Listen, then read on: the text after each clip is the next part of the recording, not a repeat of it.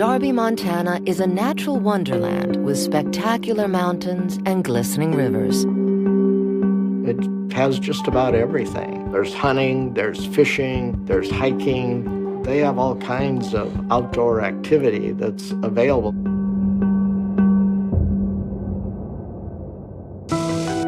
Nestled in this beautiful landscape is the home of Ann and Bill Stout, a hardworking couple who live in a large ranch house set on 20 acres of land. The all-American couple has been married for over 20 years and have 2 sons. When she's not looking after her boys, Ann works as an administrator in the next town over. Ann, probably about 5'7", dark short hair.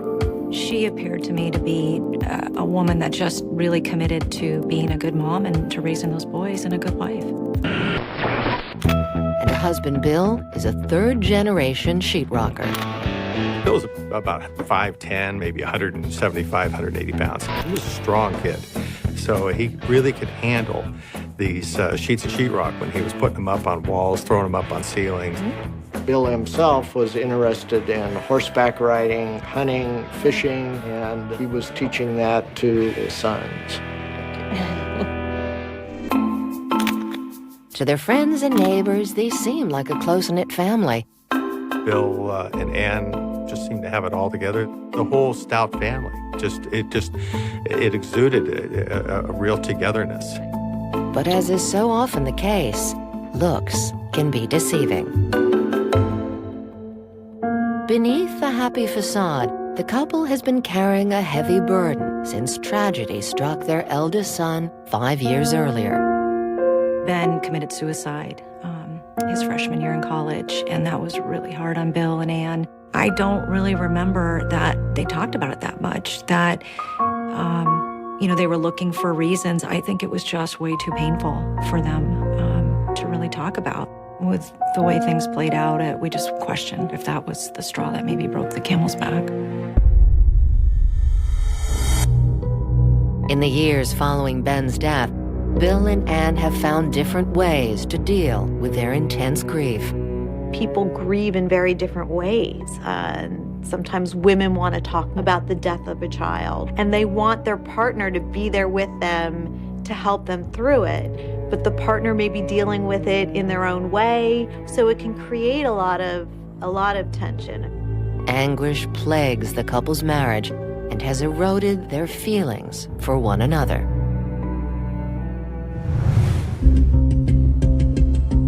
Bill and Ann pretty much, stopped sleeping in the same bedroom, and they tried to go upon their own lives. Their spark, it fizzled out, that was between the two of them. Ann and Bill are both desperately searching for a way out of their grief and loneliness. And fortunately for Bill, a new chance at happiness is about to land on his doorstep.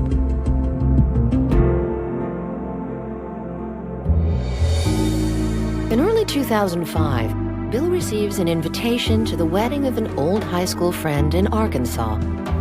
It was a wedding where a number of Bill's friends were going to be present. Because Ann did not have much of a relationship with Bill's friends, she didn't go. For Bill, it's a chance to set aside his personal problems and enjoy himself. Bill really liked the idea of getting away, going back to a simpler time, being around people who could accept him, where he wasn't burdened. But Bill's decision to go will have profound repercussions on his family life. A few weeks later, in March 2005, Bill sits having a drink at the hotel bar on the night before the wedding. Suddenly, he spots a face he hasn't laid eyes on in years. His high school sweetheart, Barbara.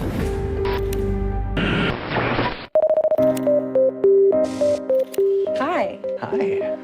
I knew Bill Stout. I know. It's been a while. And I was involved with him when I was a teenager, and I had seen him for 30-some years until he came to Arkansas for my sister's wedding.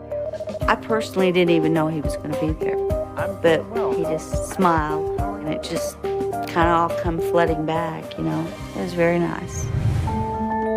The pair spend the next few hours catching up on old times. As the night wears on and they get more comfortable, Bill even starts to share some of his personal problems from the last few years. Their conversation went to where Bill and Ann's lives were at that point, how his marriage was going downhill. He needed somebody to open up and talk to. It is good to see you. Bill's feelings for Barbara have lain dormant for many years. But by the end of the night, they're roaring back to life. And when the lights come on at the bar, the pair decide they're not ready to call it quits. Let's go. So they both head back to Bill's hotel room. There are certain people in our lives where there's just this pull. And this can happen with an old love where things didn't work out. They almost go back to a time where they see in their eyes it's that 19-year-old again. So there's something about the power of love where it's almost like no time has passed. The teenage urgency might have gone, but as Bill and Barbara become intimate with one another, they discover that a raging passion still burns between them.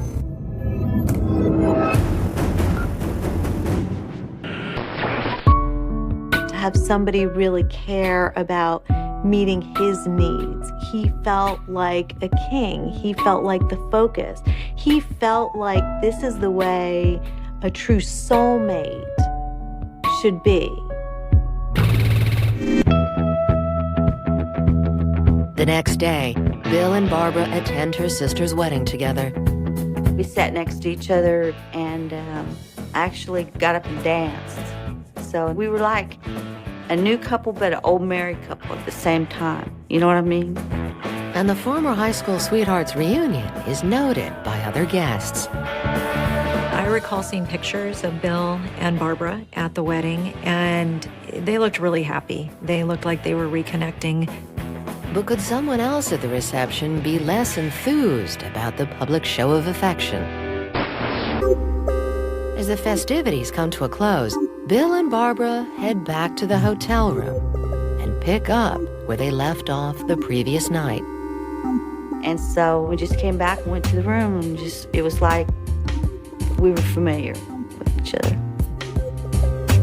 Rekindling their romance is a powerful experience for Barbara, and it stirs up long-forgotten emotions. He was my first man that I would feel would be my love that I wanted to get married to. But back then, Bill wasn't ready for long-term commitment, and his hesitancy ended their teen romance.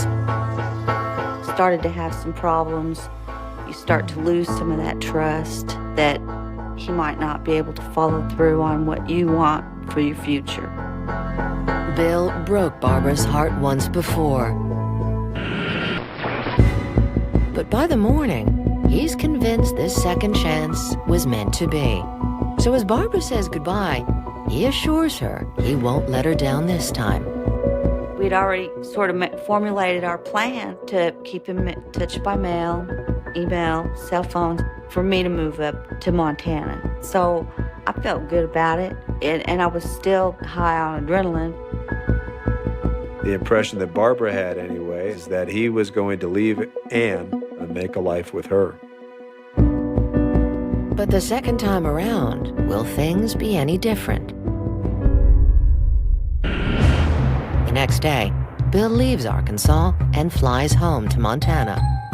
But over the course of the trip, nagging doubts have begun to set in. I think that the real trigger point here is the closer you get, the more back to reality as you get closer to home. And Bill's conflict only gets more intense after his wife's warm reaction to his homecoming. How was your trip? It was good. She was fairly shrewd. And women can always tell, after they've been married to someone for decades, when something's not right. Is everything okay? At the wedding, Bill swore to Barbara that when he got home, he'd leave his wife. Now, is he about to back down on that promise? But that evening, Bill comes to a decision that will alter the course of everyone's future. The next day, the next morning, he called me about missing each other and how nice it was to have each other to talk to. He had set up a romantic getaway. He was going to pick me up in Missoula, and we were going to ride to a resort that's north of here and show me around. Bill says he'll buy Barbara's plane ticket for the forthcoming Memorial Day weekend, all the while reassuring her that he'll soon be rid of Anne. For a brief moment in the spring of 2005, it looks like Bill and Barbara's rekindled high school romance could lead to a second chance at love. But their plan to be together forever is about to come crashing down around them. On Friday, April 29th, Anne Stout gets the call a wife dreads most. Hello? An anonymous caller fills her in on Bill's betrayal. Who is this? She gets a phone call from someone who doesn't identify themselves, telling her that her husband had had this affair at the wedding in Arkansas with Barbara. Who could be behind this devastating phone call and why? Does someone have it out for Bill? Or is there an even more sinister plot in motion that could shatter all of their lives for good?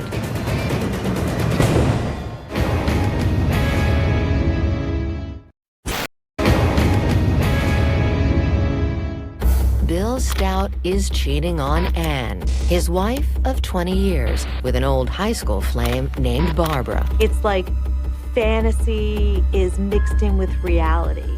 So here's this perfect person who somehow escaped your life, and you have them back in your arms again. Now his devoted wife has just been tipped off about the whole upsetting story.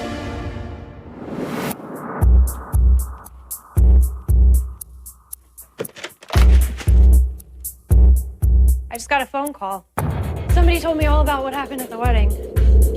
Anne tells Bill about the call and demands to know the truth, prompting her cheating husband to reluctantly confirm that he has indeed rekindled a romance with his high school sweetheart. What? She's someone that means nothing to me. I would imagine that he said, look, let me tell you about what happened this weekend. I think that's where things snapped. What were you thinking? Stay. She was devastated. I mean, she may have threatened him with divorcing him at that point. No, I didn't. I can't stay married to you after this. Faced with the sudden reality of losing his family, Bill quickly starts backtracking. I can't do this with you. Scared to death. And then I think maybe guilt took over. Bill was basically a good-hearted person. I will make this right, I swear Bill to God. promises Anne that he'll find a way to put the pieces of their shattered marriage back together. 2 days later, true to his word, he calls Barbara. I think it was like May 1st, and I knew in his tone that something was wrong. As Bill and Barbara chat, the cheating spouse can't bring himself to say outright that things are over. But his erstwhile lover is left with a sense that something ominous is about to happen. I remember the last thing he said is, everything I do is for my kids. The next day, Barbara's at her computer when a message pops up from a familiar address. Bill and Barbara were communicating, everything was fine, and then all of a sudden, bang, he sends her an email and says, it's over, I can't do this. I mean, it was like 1 or 2 sentences, and that was it. In his email, Bill explains that Anne knows all about the affair, and for the second time, he dumps her, saying they can never see each other again. He told her he was canceling the airline ticket to Montana. You know, you got to remember, from Barbara's standpoint, she's minding her own business in Arkansas. So he's coming on to her really strong, and all of a sudden, a few weeks later, bang, you know, just as quickly as it started, the brakes were put on, and he's not interested in seeing her anymore. Barbara decides that she isn't going to sit back and take being dumped by Bill twice. I did send him one email asking him to call. He didn't call. That's the first time I got mad. She makes up her mind to go to Montana after all. I accidentally canceled an airplane ticket and I was... She somehow got the airline ticket reactivated. I told them that I'd show up, camp out on their doorstep. Bye-bye. Barbara and Bill will have a face-to-face on Memorial Day, whether he likes it or not. Back in Montana, Bill assures Ann that he's dealt with Barbara and that their brief affair is over. He sat down and talked with Ann. They made a plan, what they were going to do. He was going to work on his marriage, stay in his house with the boys, with Ann. I don't think that Bill ever was really wanting to divorce Ann for Barbara Miller. You know that I am so committed to this marriage. Bill keeps his promise to Ann and doesn't contact Barbara. And Barbara backs down on her threat to turn up on Memorial Day. So, for a brief moment in the summer of 2005, things appear to have returned to normal. But the calm is destined to be short-lived. On June 1st, Bill is on his computer at home when he sees a strange message in his inbox. So Bill gets this bizarre email saying, I love you, we're gonna be together, we're gonna meet face to face. I think it was Freak of Arc was the email address that they were coming from. And I remember saying to my husband, this is just really strange. You know, this is almost like out of a movie. The sender might call themselves Freak of Arc. There's little doubt who the email is really from. Bill decides it's best not to respond and deletes the message. But if he thinks that's the last he'll hear from Barbara, he's wrong. Soon after receiving the email, Bill discovers Ann reading a set of letters addressed to them both that have arrived in their mailbox. I remember in particular the letters that were in the envelopes were in capital letters. A lot of misspellings and misuse of grammar. Barbara Miller? Ann questions Bill about who Barbara is and why she's sending him such an ominous threat. The content basically was harassing and threatening, mostly with the theme that Barbara and Bill were going to get together. Ann was going to get kicked to the curb. Ann begins to wonder what went on between these two people that was so powerful that this woman is refusing to let my husband go. Not wanting to make this personal matter public by going to the police, Ann decides it's best to simply ignore the letters.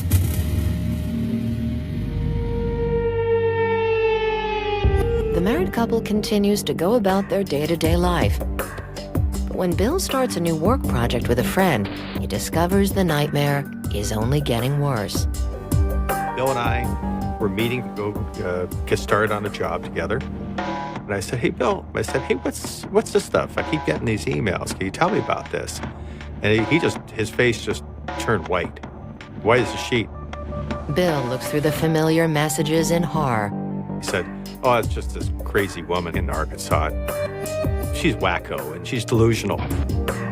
Bill had hoped ignoring the threats would make them stop, but now that clearly isn't the case.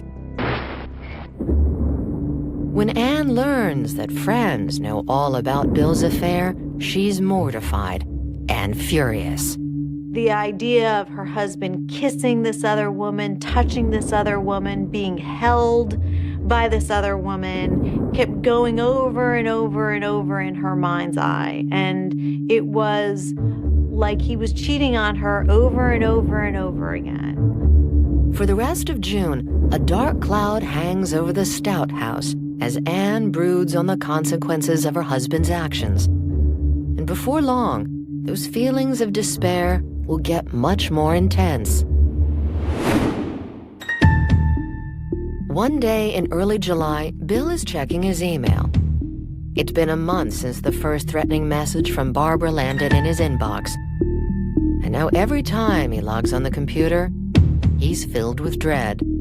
Suddenly, he sees a new note from the Freak of Arc address, and it's set to raise the stakes once again. One of these emails said that Barbara Miller was pregnant.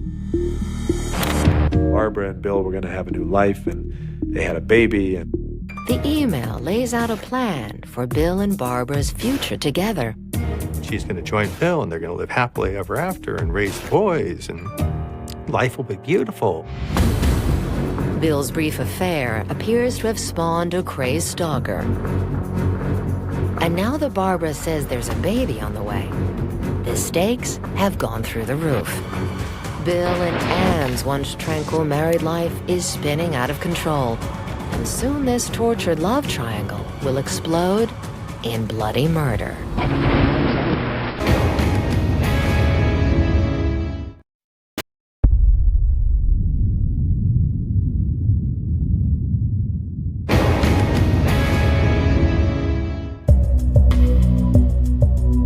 When Bill Stout starts an affair with an old high school flame named Barbara, he thinks it's a fresh start.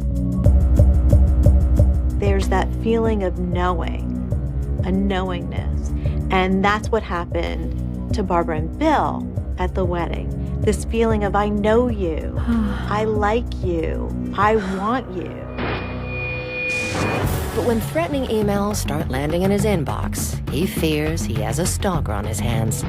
And the news that Barbara's pregnant immediately ups the ante. So this felt like an entirely different ballgame. This felt really frightening. Because at this point, it's possible that anyone in the family is at risk.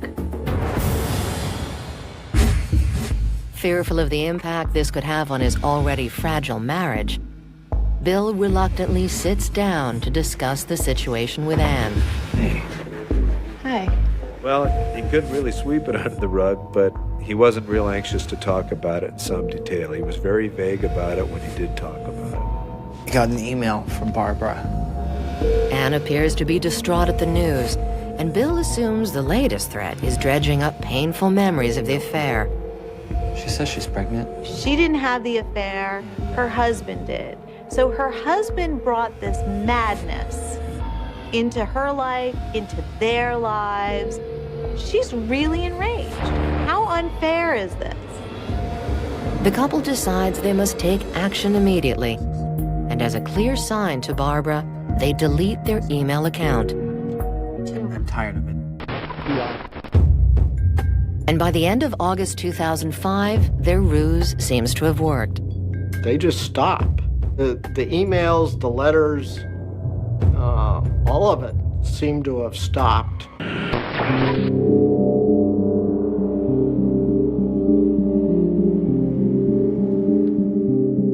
For the next 2 years, Bill focuses on rebuilding his life, while his wife, Ann, tries to put the whole incident behind her. The more I got to know Ann, the more I could see she could do anything. She could handle anything. Unlike their son's death, coping with this traumatic experience has somehow made the couple feel more united. So in an odd way, this joining together to get rid of Barbara brings them closer together. They have this shared goal again. But that momentary intimacy is about to be ripped apart forever. One May morning in 2007, Bill walks out to get his truck to head into work. But instantly he sees that something is wrong. Bill's truck gets egged. And as Bill looks closer, he makes a sickening discovery. We had a report of some kind of manure or human feces, or maybe a diaper or something that had been rubbed on the windshield of one of their vehicles. Bill calls for his wife. She comes running out to join him in the yard. 2 years may have passed, but Ann immediately knows who is responsible. Oh my God. Bill's fling, Barbara. Barbara did this. This is They Barbara. believed that Barbara had been stalking their family. They believed that she drove up the driveway. They believed it was her that spread feces and eggs on their vehicles. Suddenly, a forgotten virtual threat has just become a clear and present danger. This woman hasn't gone away and now seems to be upping the ante and getting more aggressive. Barbara is coming into their territory and no longer is safe over in Arkansas, now she's in their neck of the woods. All right, well, let's clean it up and we'll... A volatile situation is quickly escalating out of control, and Bill decides it's time for action. Fortunately, he's the type of guy who knows how to take care of himself. I know that Bill is always kind of a mountain man, hunter, fisherman.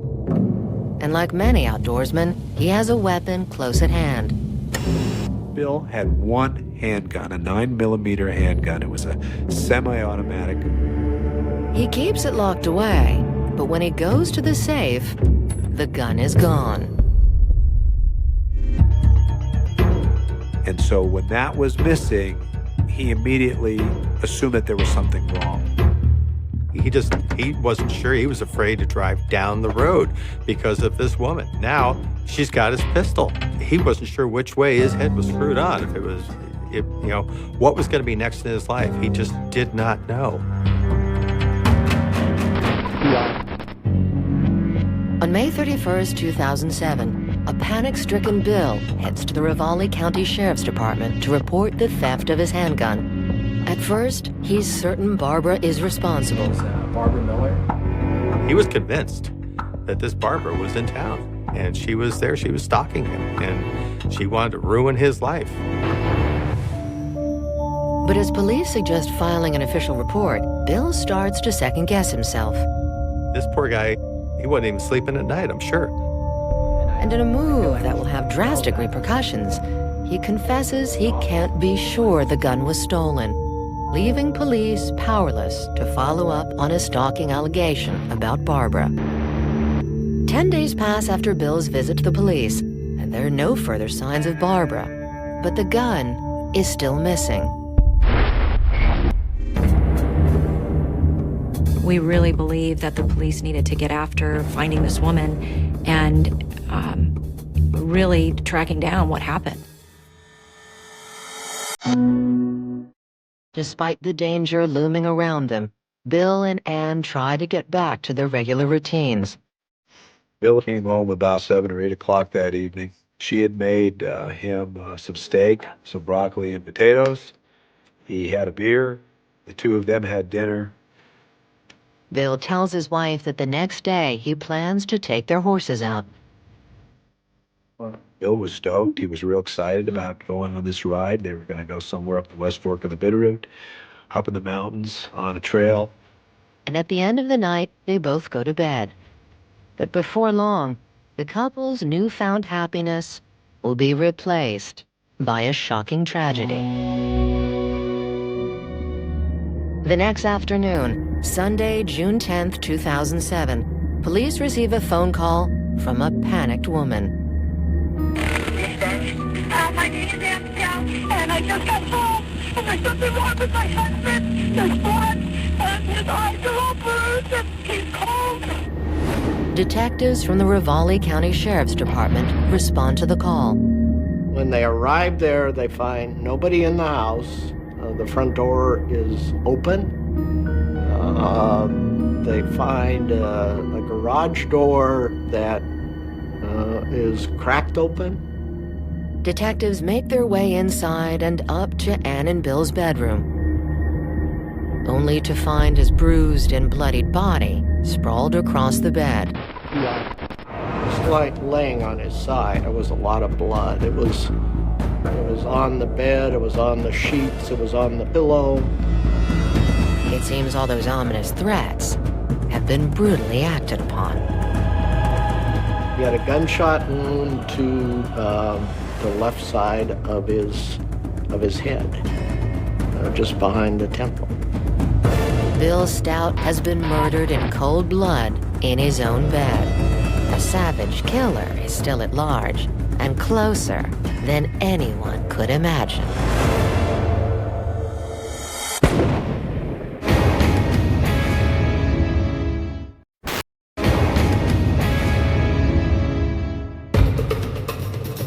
After a steamy fling with a high school flame turns sour, Bill Stout's family starts receiving menacing threats.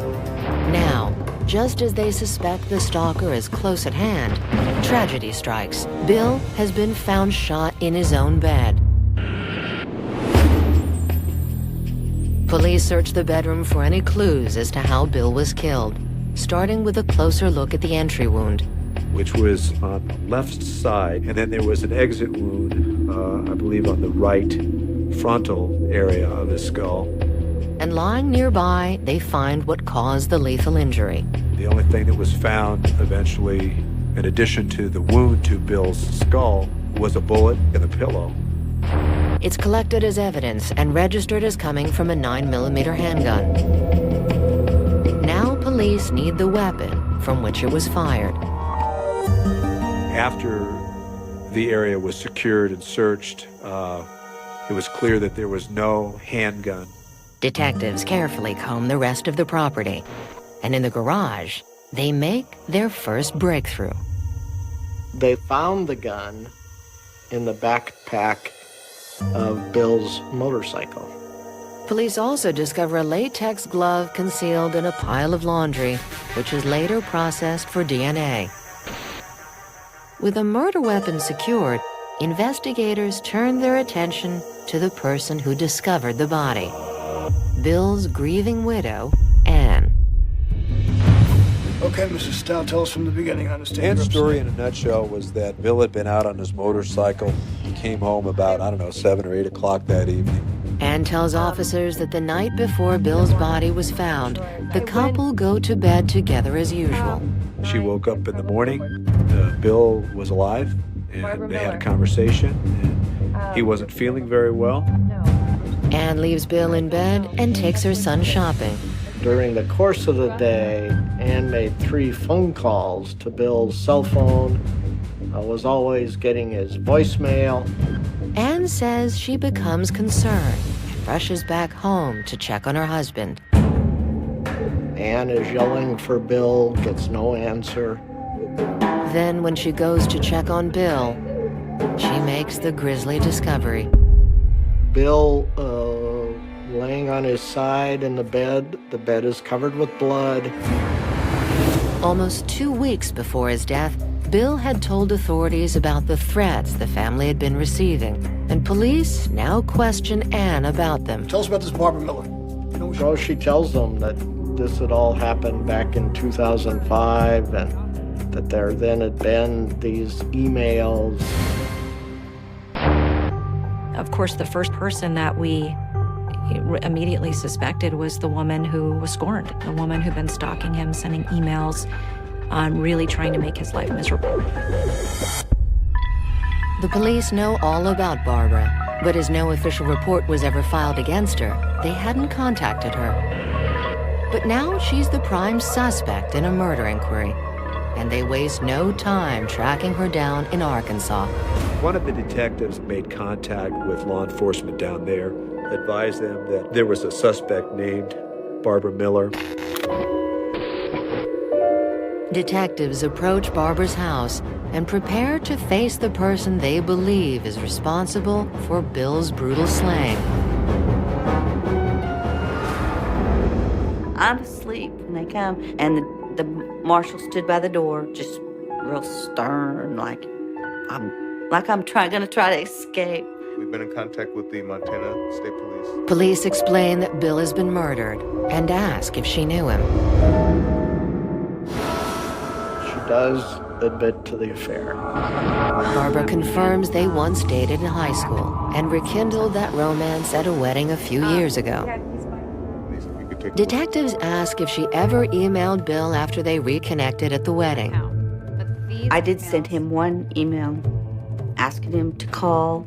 No, I sent a couple that I'd reinstated the tickets and then I'd be there. But, she stresses, that is where things stopped. She admitted she was clingy, but denied that she ever was stalking Bill or Anne or the boys. They asked me if I'd take a polygraph. I told them no. And I think that made them even more insistent. And that's when I told them, listen, do you think I'm a suspect in this? I'm not an evil person. I'm not this monster, not freak of arc. Barbara says there's much more to this unhappy story than meets the eye. There is a freak of arc, but according to Barbara, it's not her.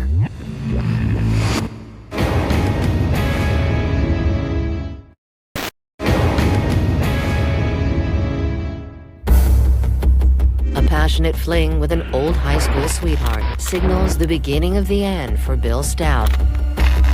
Now his former lover stands accused of stalking, then murdering him. But she's about to lift the lid on what really happened. Barbara insists to police that she isn't the one behind the threats. I haven't spoken to him. I haven't heard from him in over 2 years.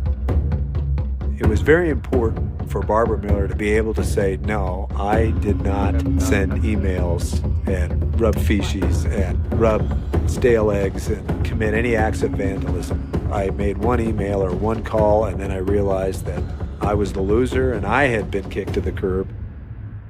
Really bizarre, I don't know. And she goes on to deny the allegations being made against her by Ann. At one time, supposedly I was pregnant. Where's the baby? I mean, it was just all so ridiculous. What's more, Barbara says she has proof that she isn't Bill's killer in the form of a rock-solid alibi. She tells him I was, shopping, was in a Walmart with my boyfriend. She was clearly identified by the detectives as being Barbara Miller, walking out clearly past the Walmart cashier and out the store. Her story appears to check out. But if Barbara isn't the murderous stalker, who is? Police turn their attention to the email threats and start sifting through the Stout's computer.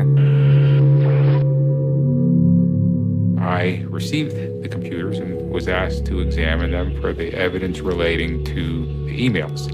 I learned, first of all, that when the email account was established, it was set up through a server in Hamilton or Missoula, Montana. The account was created at a computer in a town only minutes from Bill and Ann's home. But the most shocking revelation concerns the individual who works as an administrator in that town every day. It's the last person investigators would expect to be sending threatening emails to the Stouts. I'm certain that Ann Stout created those email accounts and used them.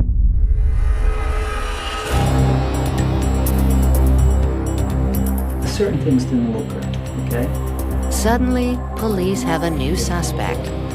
And when the medical examiner delivers his findings, it adds more weight to the case, quickly building against Ann.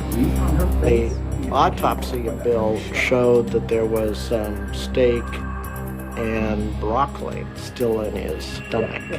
So they felt he had died between 11 o'clock and midnight the night before. The only person in the home with Bill on Saturday between 11 and midnight was his wife, Ann. On June 15th, 2007, the Ravalli County Sheriff's Department calls Ann in to see what she has to say. The results of our investigation show that you killed Bill. They do not show that. They do not prove that, and you do not know that because it did not happen. The latex glove recovered from the garage of the Stouts' home is found to contain traces of Ann's DNA. Bill's time of death, coupled with the true identity of Freak of Arc, and the latex glove are all enough evidence for police. And on June 26, 2007, Ann is officially charged with Bill Stout's murder. In June 2008, the prosecution begins its case against Ann Stout at Ravalli County Court. I think for Ann, things in the marriage had gone downhill.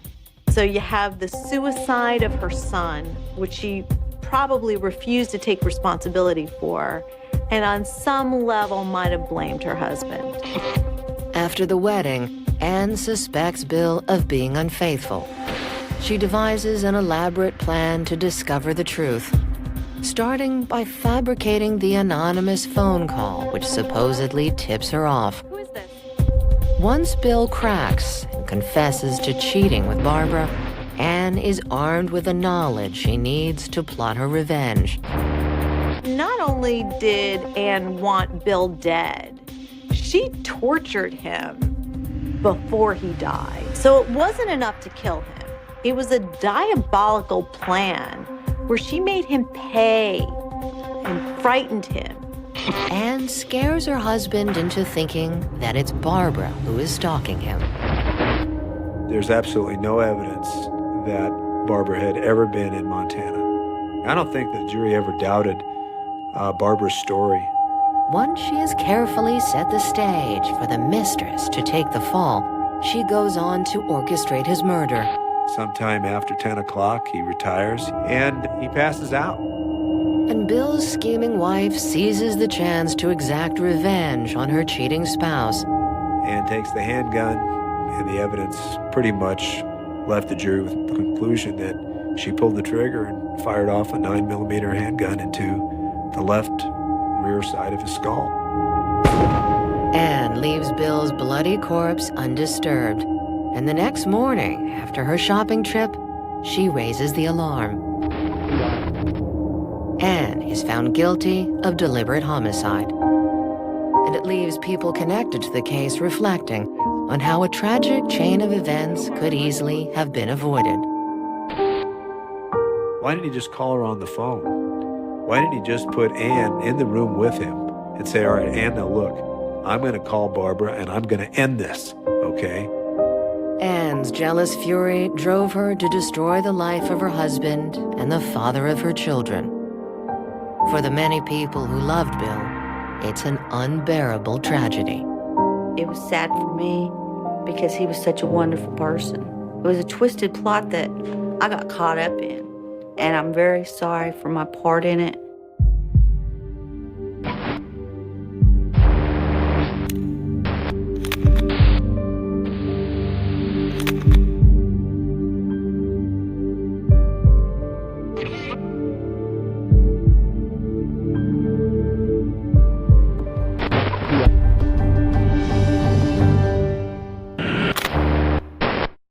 There is a profound and specific kind of tranquility that defines the remote expanses of the South Pacific, a deep, resonant stillness that seems to absorb the noise and chaos of the outside world.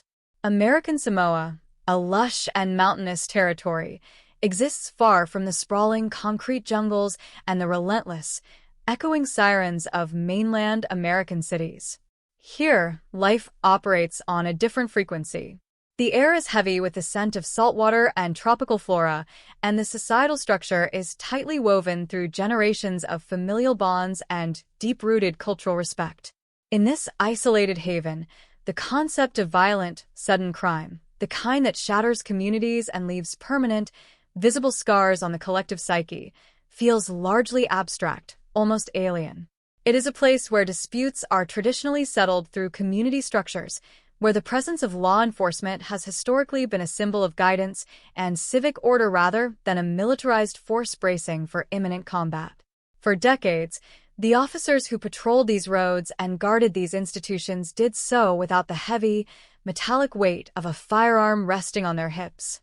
They were armed only with their authority, their training, and the innate respect afforded to them by the community they served.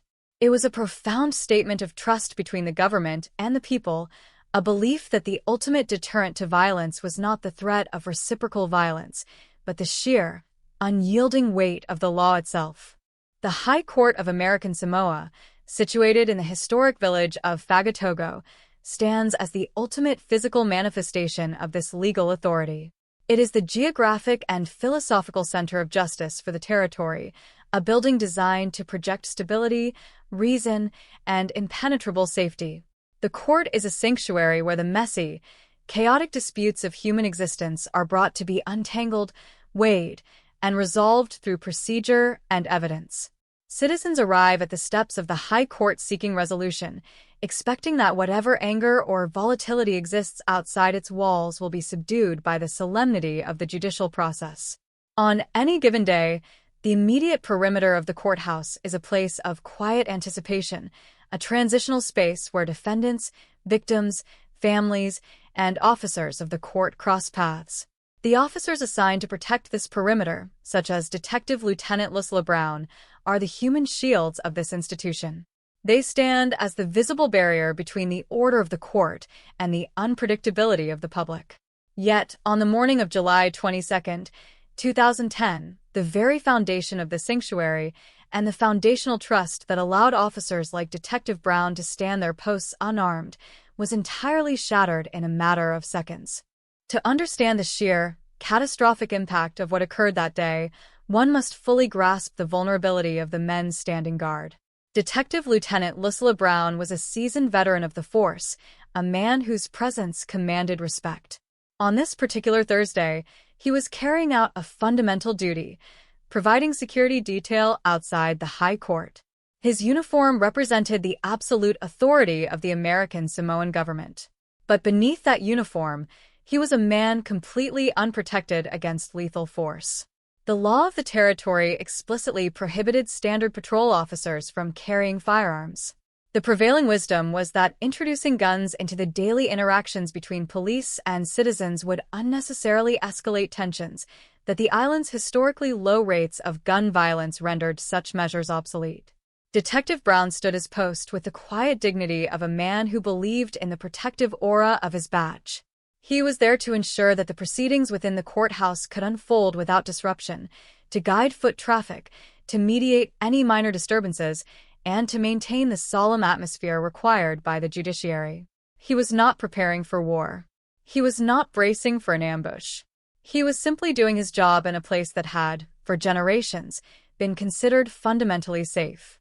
Inside the hushed, wood-paneled chambers of the High Court, the wheels of justice were turning, grinding toward a conclusion in an assault case. The atmosphere in any courtroom during the reading of a verdict is inherently volatile. It is the precise moment when abstract legal arguments crystallize into a concrete reality that will alter lives forever. Families sit in the gallery, their breaths held, their futures hanging on the syllables uttered by the judge or the jury. On this day, the case at hand involved a defendant accused of assault, a charge that carried its own inherent undertones of physical violence and personal grievance. The tension in the room was palpable, a tightly coiled spring of anticipation. And then, the verdict was delivered. The words, "not guilty," echoed through the chamber. For the defense, it was a moment of profound relief, a validation, a sudden release of the immense pressure that had been building since the charges were first filed. But a verdict of not guilty does not erase the trauma of the event that brought everyone to court in the first place. It merely dictates that the legal system cannot assign blame to the individual on trial. For those on the opposing side, for the family intimately connected to the original violence, a not guilty verdict can feel like a devastating betrayal.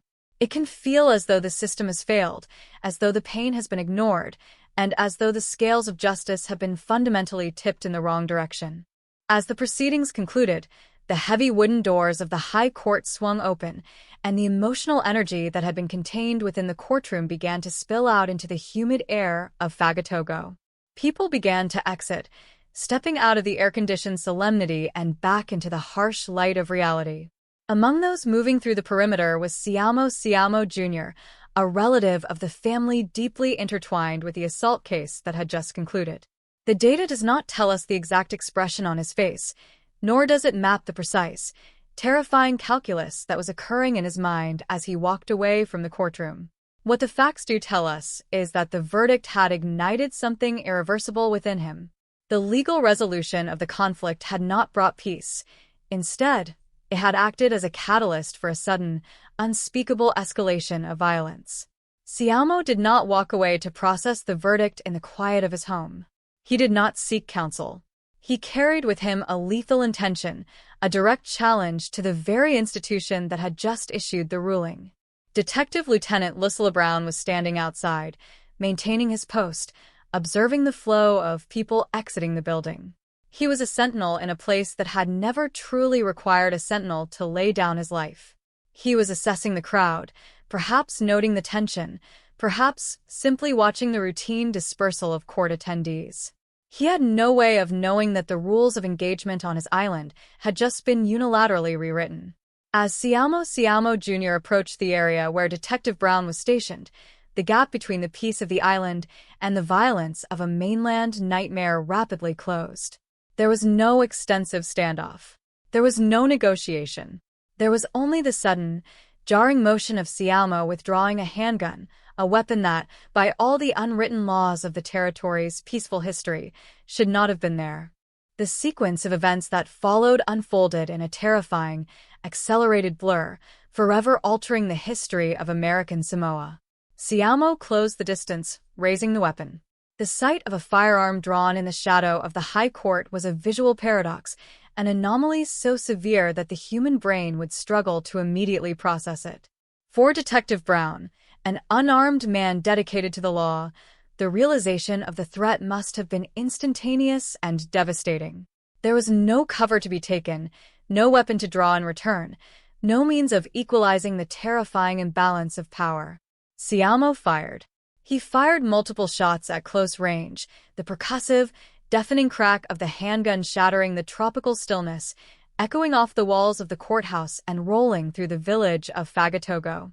The bullets struck Detective Lieutenant Lucilla Brown with lethal precision. The man who had stood as the physical embodiment of the island's safety fell to the ground. He was killed instantly, his life abruptly and violently extinguished while in the purest execution of his duty. The violence did not end with the fall of Detective Brown. The shooter, now entirely consumed by the adrenaline and chaos of his own making, turned his weapon on the surrounding area. He fired upon two other police officers who were present at the scene. Like Detective Brown, these officers were stripped of the ability to return fire, forced to rely on instinct, evasion, and sheer luck to survive the onslaught. The air was filled with the smell of gunpowder and the panic screams of bystanders as the sanctuary of the High Court became an active, lethal crime scene. The bullets tore through the space, missing their fatal marks on the two additional officers, leaving them physically alive but mentally scarred by the terrifying realization of their own profound vulnerability. They survived an encounter they were never equipped to fight, witnesses to the sudden, violent death of their colleague and commander. When the shooting finally ceased, the silence that returned to Fagatogo was not the peaceful tranquility of the South Pacific. It was the heavy, suffocating silence of absolute shock. The ground outside the High Court was stained with the blood of a public servant. The illusion of impenetrable safety had been pierced by the harsh reality of ballistics. The assassination of Detective Lieutenant Lucilla Brown was not just a tragic loss of life. It was an ideological earthquake that shook the foundations of American Samoa.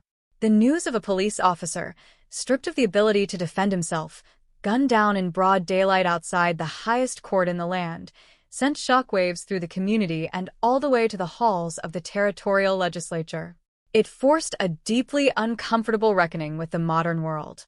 The tragedy explicitly highlighted a fatal flaw in the system. The nobility of an unarmed police force could no longer outweigh the undeniable reality that lethal threats existed even in paradise.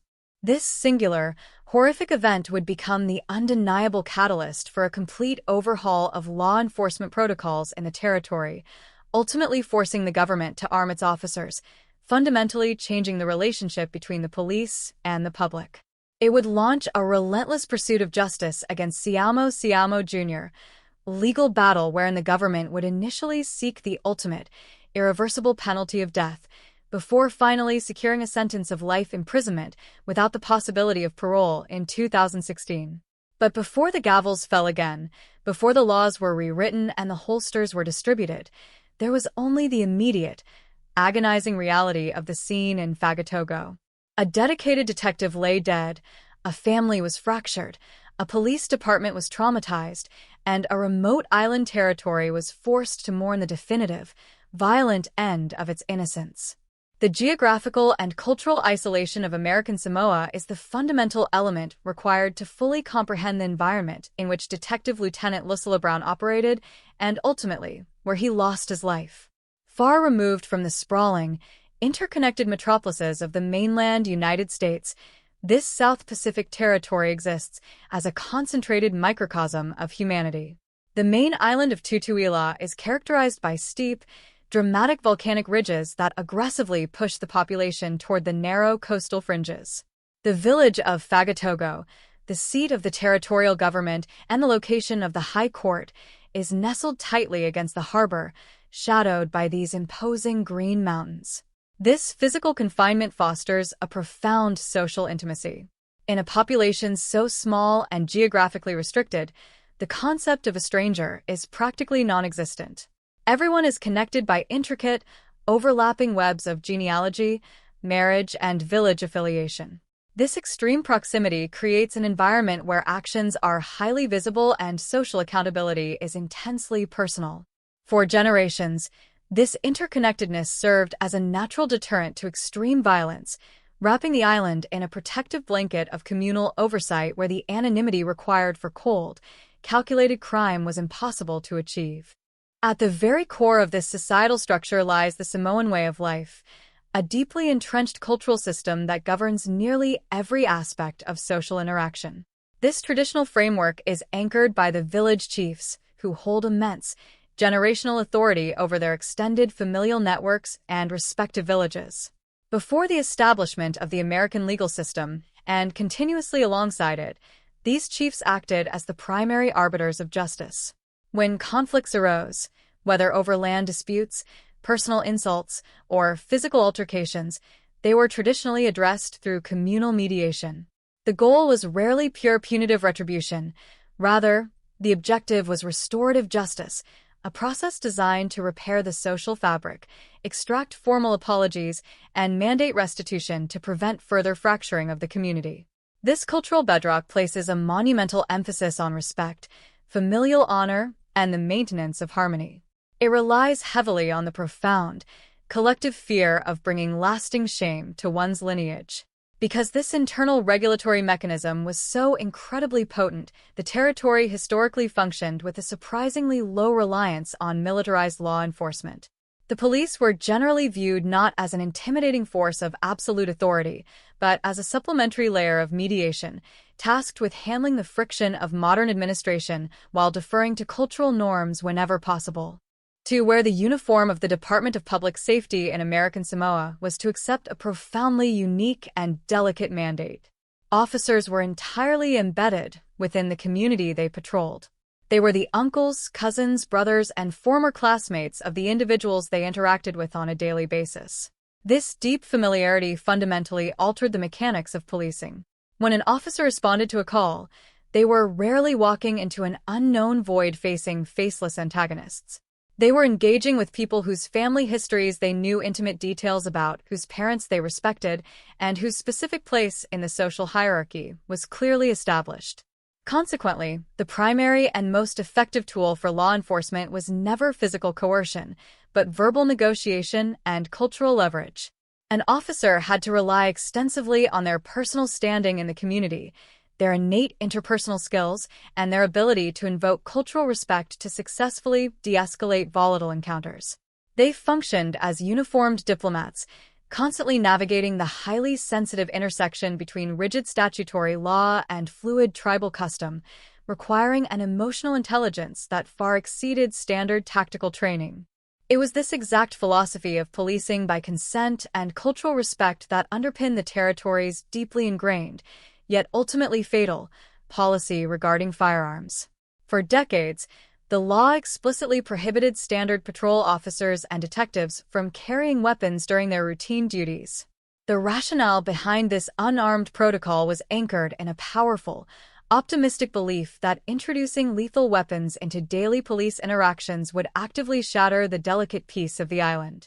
Lawmakers and senior community leaders firmly reasoned that if an officer brought a firearm to a heated domestic dispute or a neighborhood fistfight, the sheer presence of the weapon could rapidly escalate a survivable altercation into a deadly tragedy.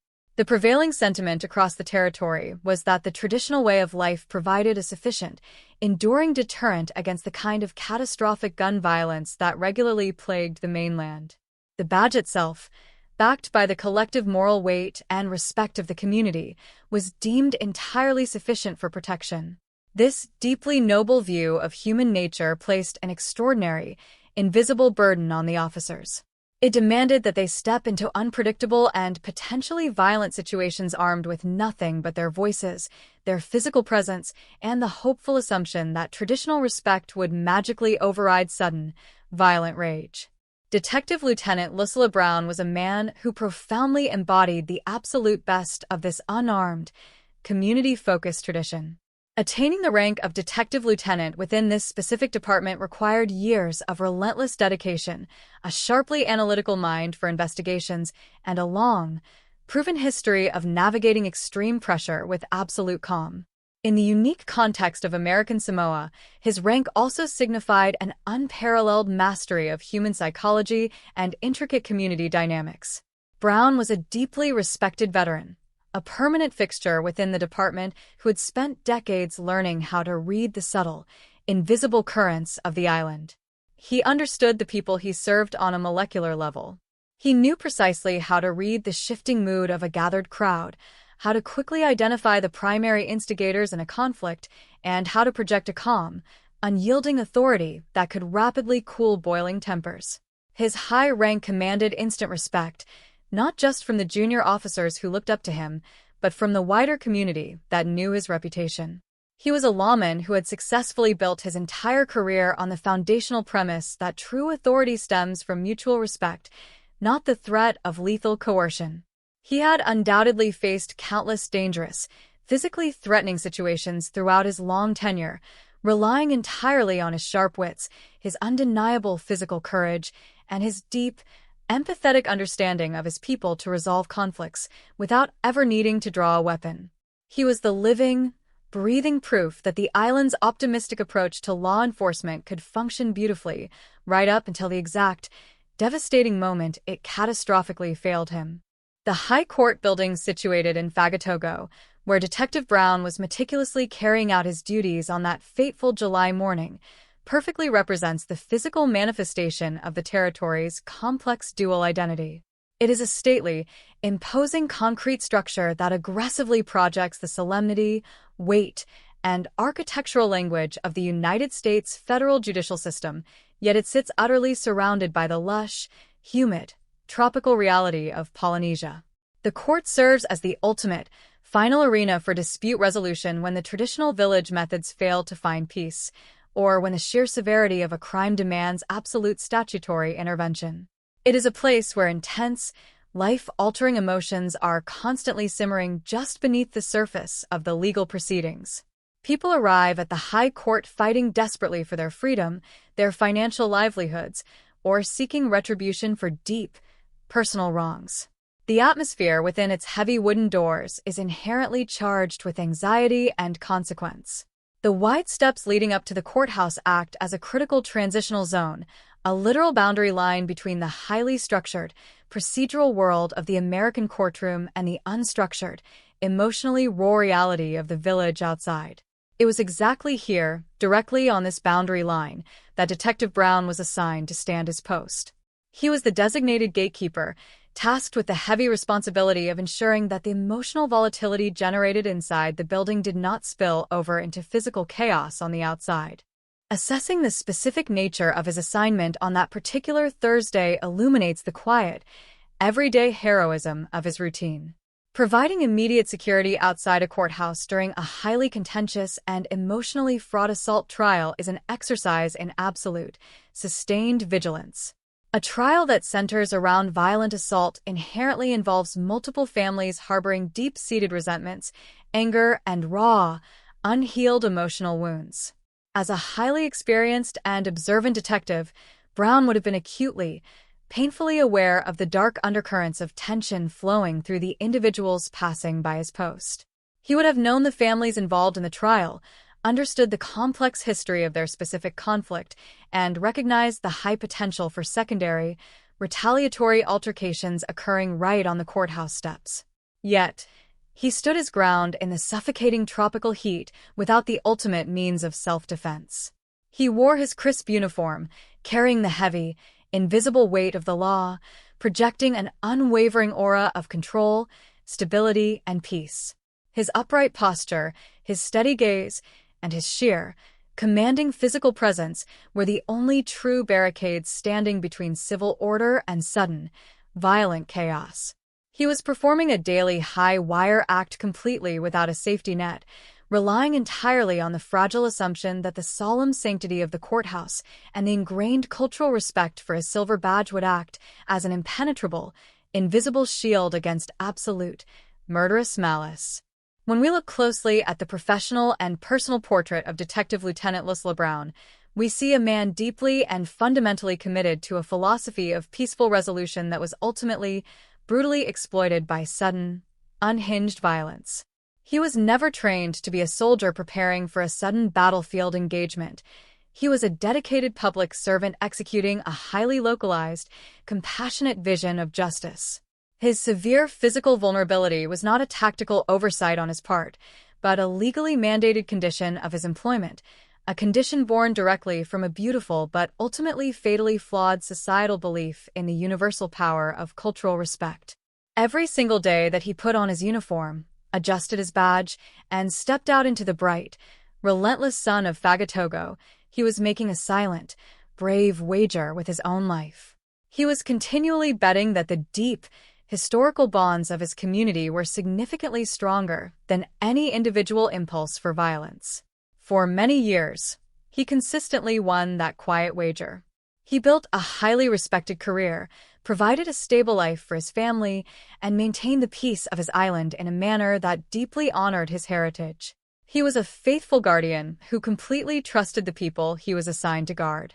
The profound, heartbreaking tragedy of his background is that the very traits that made him such an exceptionally effective officer in the Samoan context, his approachability, his heavy reliance on verbal mediation, his visible, unarmed presence in the community made him entirely, tragically defenseless against a sudden threat that completely refused to play by the established rules of the island. He was a proud man of the old guard, standing a diligent watch at the exact, terrifying historical moment when the old rules were violently and permanently rendered obsolete. The story of Lucilla Brown is not merely the story of a dedicated police officer who was senselessly murdered in the line of duty. It is the much larger story of a unique culture that was suddenly forced to confront the darkest, most lethal aspects of modern reality. It is the story of a profound, collective innocence lost in a matter of seconds. As we move closer to the chaotic, bloody events of that Thursday morning, it is absolutely imperative to hold firmly onto this specific image of the detective. He was a dedicated, highly experienced, and deeply respected lawman standing unarmed in the tropical sun, entirely dedicated to protecting a peace that was mere moments away from being shattered forever by the pull of a trigger. The morning of July 22, 2010, progressed toward midday with the typical, heavy humidity that defines the coastal village of Fagatogo. The sun beat down on the pavement outside the High Court of American Samoa, creating shimmering heat waves that distorted the view of the nearby harbor. It was a Thursday, a day ordinarily characterized by the slow, bureaucratic rhythm of territorial administration. Inside the imposing structure of the courthouse, the air conditioning fought a constant battle against the tropical warmth, creating an artificially cool environment where the heavy matters of justice were meticulously debated. Outside, standing faithfully in the thick, humid air, Detective Lieutenant Lucilla Brown maintained his security post. His uniform, impeccably pressed despite the sweltering conditions, stood out against the bright, lush greens of the surrounding mountainsides and the deep blues of the Pacific sky. He was a veteran officer, a man whose physical presence alone was usually enough to command respect and ensure order. On this particular day, his assignment was critical yet seemingly routine within the context of island policing. He was the primary physical barrier between the structured, procedural world of the judicial system and the unpredictable emotional currents of the public. He stood with the quiet dignity of a man who fully understood the weight of his badge, scanning the perimeter, observing the comings and goings of court staff, lawyers, and anxious citizens. Inside the courtroom, a completely different atmosphere had taken hold. The physical air might have been cooler, but the emotional temperature was at a boiling point. A trial centered around a violent assault was reaching its definitive conclusion. Assault cases in a community as tightly knit as American Samoa are rarely simple legal matters. They are complex, deeply personal ruptures in the social fabric. They involve families, extended relatives, and deeply rooted concepts of honor and grievance. For days, the court had listened to testimonies, analyzed evidence, and weighed the profound consequences of the violent act in question. The culmination of this agonizing process rested entirely on the imminent verdict. The tension within the gallery was palpable, a heavy, suffocating weight pressing down on everyone present. The families connected to the assault, sitting on opposite sides of the invisible aisle, were locked in a state of suspended animation, waiting for the legal system to validate their respective truths. The pronouncement of the verdict is the most volatile moment in any judicial proceeding. It is the exact second when abstract arguments are instantly transformed into undeniable reality. When the ruling of not guilty was finally delivered in that quiet, wood-paneled room, it did not bring peace. It brought an abrupt, shocking finality that fell heavily on the shoulders of the victims and their extended family. A not guilty verdict signifies that the stringent legal burden of proof has not been met, but to those who feel they have been wronged, it often feels like a devastating denial of their pain. It is perceived as a failure of the system to provide protection and exact retribution. The psychological impact of such a ruling is immediate and deeply destabilizing. The formal proceedings concluded, the gavel fell, and the heavy emotional energy that had been contained within the strict decorum of the courtroom suddenly needed an outlet. The heavy wooden doors of the high court swung open, releasing the attendees out into the bright, blinding sunlight of Fagatogo. The physical transition from the cool, silent courtroom to the hot, noisy reality of the street mirrored the sudden release of pent-up tension. People began to stream down the steps, a mix of relieved defendants, weary legal counsel, and deeply frustrated family members. Detective Lieutenant Brown, standing at his post, would have immediately registered the shift in the atmosphere. His years of experience had trained him to read the micro-expressions of a crowd, to identify the subtle signs of escalating agitation. He watched as the participants of the trial dispersed, preparing himself to intervene if the verbal disagreements from the courtroom spilled over into physical altercations on the pavement. He relied on his deep knowledge of the community, his authoritative voice, and the immense cultural respect afforded to his position to maintain the peace. He had absolutely no reason to suspect that the rules of engagement had been unilaterally and fatally altered. Moving with the flow of the exiting crowd was Siamo Jr. He was intimately connected to the family involved in the assault case, a man deeply entangled in the emotional fallout of the not guilty verdict.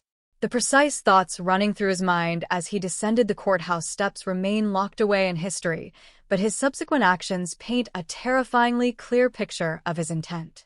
He was not walking away to seek solace or to discuss an appeal. He was actively transitioning from a disappointed spectator into a lethal aggressor. In a society where grievances were traditionally aired in community councils or, at worst, settled with fists, the presence of a firearm was an unimaginable escalation. It represented a complete and total abandonment of the cultural norms that had kept the island relatively safe for generations. Siamo carried with him a handgun, a heavy, metallic instrument of death completely foreign to the everyday reality of American Samoan disputes. As Siamo navigated the space outside the courthouse, he fixed his attention on the law enforcement officers maintaining the perimeter. Detective Lieutenant Brown, fulfilling his duties, was entirely focused on the broader crowd, unaware that a targeted, lethal threat was rapidly closing the distance. The vulnerability of the officers in that exact moment cannot be overstated. Bound by the strict territorial laws designed to prevent police militarization, they carried no firearms. They were equipped only with radios, handcuffs, and the foundational belief that their uniforms provided a universal shield against deadly force. They were sitting ducks in a scenario they had never been trained to anticipate, because it was a scenario that simply did not happen in their world. The sequence of events that unfolded next happened with a brutal, terrifying swiftness that shattered the tranquility of Fagatogo forever. There was no argument, no shout of warning, no opportunity for de-escalation. Siamo Jr. closed in on Detective Brown and drew his concealed weapon. The sudden appearance of the handgun in the bright Pacific sunlight was an anomaly so shocking that it likely defied immediate comprehension. For Detective Brown, a man whose entire career was built on the premise of unarmed authority, the realization of the imminent danger must have been instantaneous and utterly paralyzing. He had no weapon to draw in self-defense, no ballistic vest to absorb the impact, and no time to seek cover. He was left entirely exposed to the wrath of a man who had decided to substitute the rule of law with the rule of the gun. Without a moment of hesitation, Siamo raised the firearms and pulled the trigger. The first gunshot ripped through the humid air, an incredibly loud, concussive blast that echoed violently off the concrete walls of the High Court and the surrounding mountains. It was a sound entirely alien to the normal rhythms of the village, a sound that instantly signaled the arrival of unimaginable tragedy. At close range, the shots were fired with devastating accuracy. The bullet struck Detective Lieutenant Brown, the impact violently tearing through his uniform and devastating his body. The respected veteran, the father, the guardian of the court, was felled instantly. He collapsed onto the pavement he was sworn to protect, his life forcefully and unjustly taken in the absolute prime of his service. There was no chance for medical intervention, no opportunity for a desperate fight for survival. The attack was an execution, sudden and absolute. The horror, however, was not yet complete. The shooter, operating in a state of extreme, violent agitation, did not stop after the fatal assault on Detective Brown. Driven by a blind, destructive rage fueled by the perceived injustice of the courtroom verdict, he turned his weapon toward the other manifestations of authority present at the scene. 2 additional police officers, who had been assisting with a security detail, found themselves directly in the line of fire. They had just witnessed their commanding officer brutally gunned down before their eyes, a sight that would permanently scar their psychological landscapes. Now, they were forced to confront the immediate, terrifying reality of their own mortality. Completely unarmed and entirely defenseless, their only available recourse was to rely on raw, primal instinct. Siamo fired repeatedly in their direction. The loud cracks of the handgun continued to terrorize the perimeter, the bullets cutting through the air, striking the pavement and the nearby structures. The 2 surviving officers scrambled for their lives, diving for whatever minimal cover the courthouse exterior provided. The chaos was absolute. Bystanders who had been exiting the court screamed in sheer terror, running frantically to escape the sudden war zone that had erupted in the heart of their village. The profound sense of safety that had always enveloped the High Court was completely obliterated, replaced by a desperate, frantic scramble for survival. By sheer, miraculous chance, the subsequent bullets fired by Siamo missed the 2 fleeing officers. They survived the physical onslaught, avoiding the fatal wounds that had claimed their colleague, but they were inextricably bound to the trauma of that moment. They lived to bear witness to the profound vulnerability of their profession. When the firing finally ceased, the immediate aftermath was a scene of apocalyptic disbelief. The heavy, metallic smell of gunpowder hung thickly in the humid air, a harsh, chemical intrusion into the tropical environment. The frantic screams of the fleeing crowd faded into a stunned, horrified silence. On the ground lay the lifeless body of Detective Lieutenant Lucilla Brown, a stark, undeniable testament to the violent rupture of the island's peace. His blood stained the pavement outside the highest institution of justice in the territory, a profound and deeply disturbing paradox. The man who had represented the law had been destroyed by an unprecedented act of lawlessness. The incident at the High Court on July 22, 2010, lasted only a few terrifying minutes, but it permanently altered the trajectory of American Samoan history. It was a brutal awakening, a violent collision between the traditional, peaceful ways of the island and the dark, lethal realities of modern violence. The illusion that cultural respect and an unarmed police force could indefinitely hold back the tide of human rage was shattered beyond repair. The shooting was not merely a crime, it was an ideological catastrophe. It exposed a fatal flaw in the system, proving with devastating clarity that when an individual decides to break the ultimate taboo, the guardians of the community must have the means to stop them. As the shockwaves of the event radiated outward from Fagatogo, reaching every village on the island, the collective mourning began. The community had lost a respected leader, a dedicated protector, and a symbol of their own values. The sheer brutality of the assassination, occurring in broad daylight at the very steps of the courthouse, forced a painful, necessary reckoning. The immediate investigation that followed would have to untangle the chaotic events of those few minutes, to document the exact sequence of the tragedy, and to build an airtight case against the man who had brought a gun to a place of peace. But the physical evidence, the bullet casings, the trajectory reports, could never fully capture the profound, intangible loss experienced that day. The true casualty of the incident was not just the life of a brave detective, but the deeply held, optimistic belief that violence of this magnitude could never reach the shores of their island sanctuary.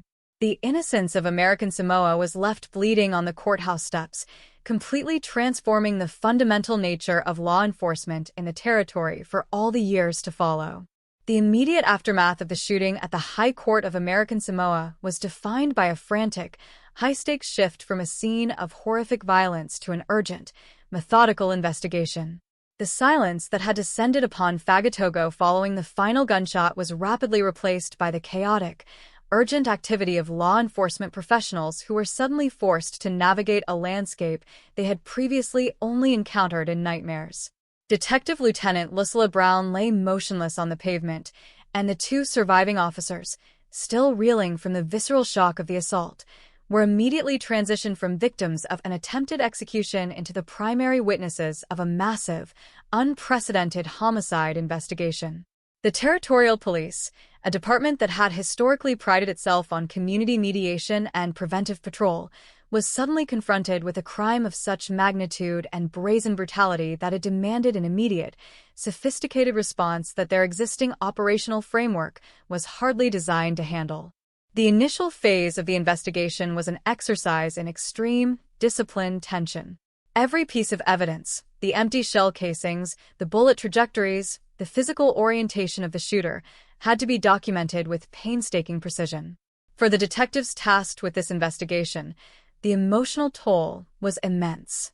They were not merely processing an anonymous crime scene, they were investigating the brutal, public assassination of one of their most respected, long-serving colleagues. The camaraderie of the police force in a small territory like American Samoa is absolute. They are a tightly woven fraternity where every officer knows the family history and professional reputation of their peers. To process the scene of a colleague's murder required a level of professional detachment that was agonizingly difficult to maintain. They had to walk through the exact space where their mentor had fallen, documenting the precise angles of the attack, identifying the shooter's path, and securing the surrounding area against a public that was simultaneously grieving, terrified, and furious. The investigators began by securing the immediate perimeter of the High Court, extending the tape far beyond the location of the shooting to ensure the integrity of the scene. The forensic challenge was significant. They needed to establish a clear, irrefutable timeline of the events that led up to the shooting, starting from the conclusion of the assault trial inside the courthouse. This meant interviewing dozens of people who had been present when the verdict was read. Each witness had to be handled with extreme care, their accounts collected while their memories were still raw and unshielded by the trauma of the event. The investigators were looking for the subtle threads of narrative that would connect the courtroom tension to the shooter's lethal decision.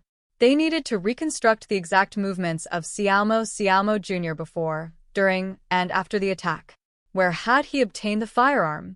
How had he managed to conceal it in a place where such weapons were strictly prohibited? These were the questions that would drive the investigation in the days and weeks to come. As the forensic teams meticulously combed the area outside the courthouse, other detectives focused their efforts on apprehending the shooter. The manhunt that followed was the largest and most intense in the history of the territory. The geography of American Samoa, its dense jungle canopy, its steep, jagged volcanic topography, and its limited access points, made it a difficult environment for an individual to disappear, but it also posed significant challenges for a systematic search. The entire police force was mobilized, working in shifts, conducting door-to-door inquiries, and establishing checkpoints across the island. The mood across the community was one of profound, collective fear. The fact that an individual could arm themselves with a handgun, walk up to a police officer at the seat of government, and execute him in front of witnesses created a widespread sense of profound instability. The public, usually so trusting of their local authorities, was suddenly looking over their shoulders, questioning the very nature of their safety. The investigation into Siamo Jr. himself required a deep, analytical dive into his personal history and his connections to the families involved in the original assault trial. The detectives needed to understand the specific, internal calculus that had driven him to commit such an act. Was this an impulsive, heat-of-the-moment reaction to the not guilty verdict, or was it a cold, premeditated strike against the authority of the court? They interviewed family members, friends, and community elders to construct a profile of his psychological state leading up to the incident. They traced his recent movements, his social interactions, and his documented history of conflict. This investigative work was essential for the prosecution, as it would form the basis of the legal argument against him. It was also critical for the police department to understand the root causes of the violence to prevent any potential for copycat actions or retaliatory attacks that could further destabilize the territory. A critical point of the investigation involved the analysis of the firearm used in the crime. The investigators were tasked with tracing the history of the weapon, a process that required cooperation with federal agencies and law enforcement partners on the mainland. In a territory where gun ownership is tightly regulated and rare, the presence of a functioning, concealable handgun was a significant red flag. They needed to determine how the weapon had entered the country, whether it had been imported legally or smuggled in through the busy harbor, and who had been its previous owners. Each forensic detail associated with the weapon was a piece of the larger, complex puzzle that the detectives were frantically attempting to assemble. The investigation also had to account for the two surviving officers who had been fired upon. Their statements were the backbone of the case against Siamo. They were required to relive the trauma of the encounter, to describe the shooter's demeanor, the speed of his actions, and the terrifying certainty of his intent. Their survival was a fortunate anomaly, a detail that the investigation would highlight to demonstrate the lethal intent of the shooter, even if those specific shots had missed their intended targets. As the investigation progressed, the focus shifted from the immediate, chaotic scene to the systematic building of a comprehensive legal case. The prosecutors worked in close coordination with the investigative team, ensuring that every piece of evidence, every witness statement, and every forensic report was organized in accordance with the stringent requirements of the American legal system. The pressure on the investigators was immense. They knew that the entire territory was watching, that the reputation of the justice system itself was on the line, and that their work would be subjected to the highest level of scrutiny. They spent countless hours in the interview rooms, analyzing the data, cross-referencing witness accounts, and slowly closing the net around the shooter. The investigation was not merely about finding a perpetrator. It was about ensuring that the process of justice, the very thing the shooter had sought to disrupt, would be executed with absolute, unimpeachable integrity. The detectives also had to grapple with the profound, shifting emotional landscape of the police department. They were not only investigators, they were also grieving colleagues. The loss of Detective Lieutenant Lucilla Brown had left a vacuum that was felt in every department of the police force. During the investigation, they had to balance the rigor of their professional duties with the personal necessity of mourning their friend. They held briefings that were marked by a grim, focused intensity, where the talk of evidence and suspects was interspersed with the silent, shared weight of their collective loss.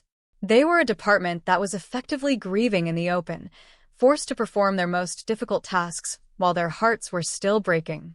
The resilience they showed during this period of investigation is a testament to the fundamental strength of the officers who continue to serve in American Samoa, often in the face of pressures that are entirely invisible to the public. One of the most complex aspects of the investigation was reconciling the traditional, restorative justice practices of the island with the rigid, punitive requirements of the statutory law. In a community where family reputation is paramount, The act of cooperating with the police to build a case against a relative can be a deeply isolating and culturally fraught experience.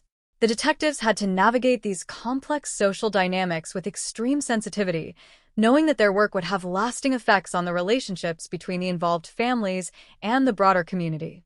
They had to be firm in their commitment to the law while simultaneously demonstrating a respect for the cultural nuances that define the lives of the people they were investigating. It was a difficult, delicate balancing act that required a high degree of emotional intelligence and an unwavering dedication to the principles of truth and accountability. As the investigation reached its final stages, the detectives had successfully compiled a mountain of evidence. They had the witness testimonies, the forensic data, the ballistic reports, and the clear, documented history of the shooter's actions.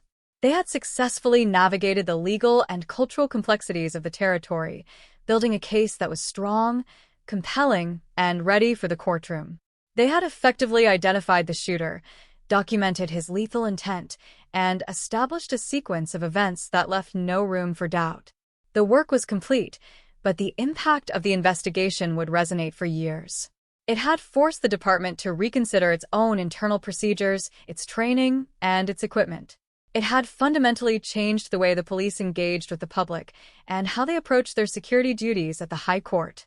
The investigation was a brutal, necessary education for an entire police force, a process that forced them to grow and adapt in ways that they never would have had to do had that tragic Thursday morning in Fagatogo never happened.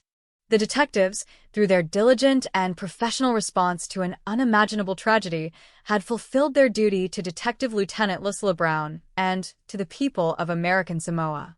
They had taken a horrific, senseless act of violence and, through the application of the law, transformed into a clear, documented path toward justice.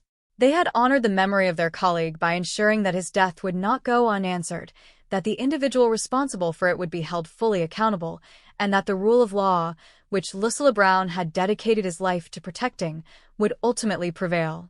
As the investigation concluded, the focus of the territory shifted toward the looming, long-term implications of the case, the upcoming trial, and the difficult, necessary process of national, public mourning.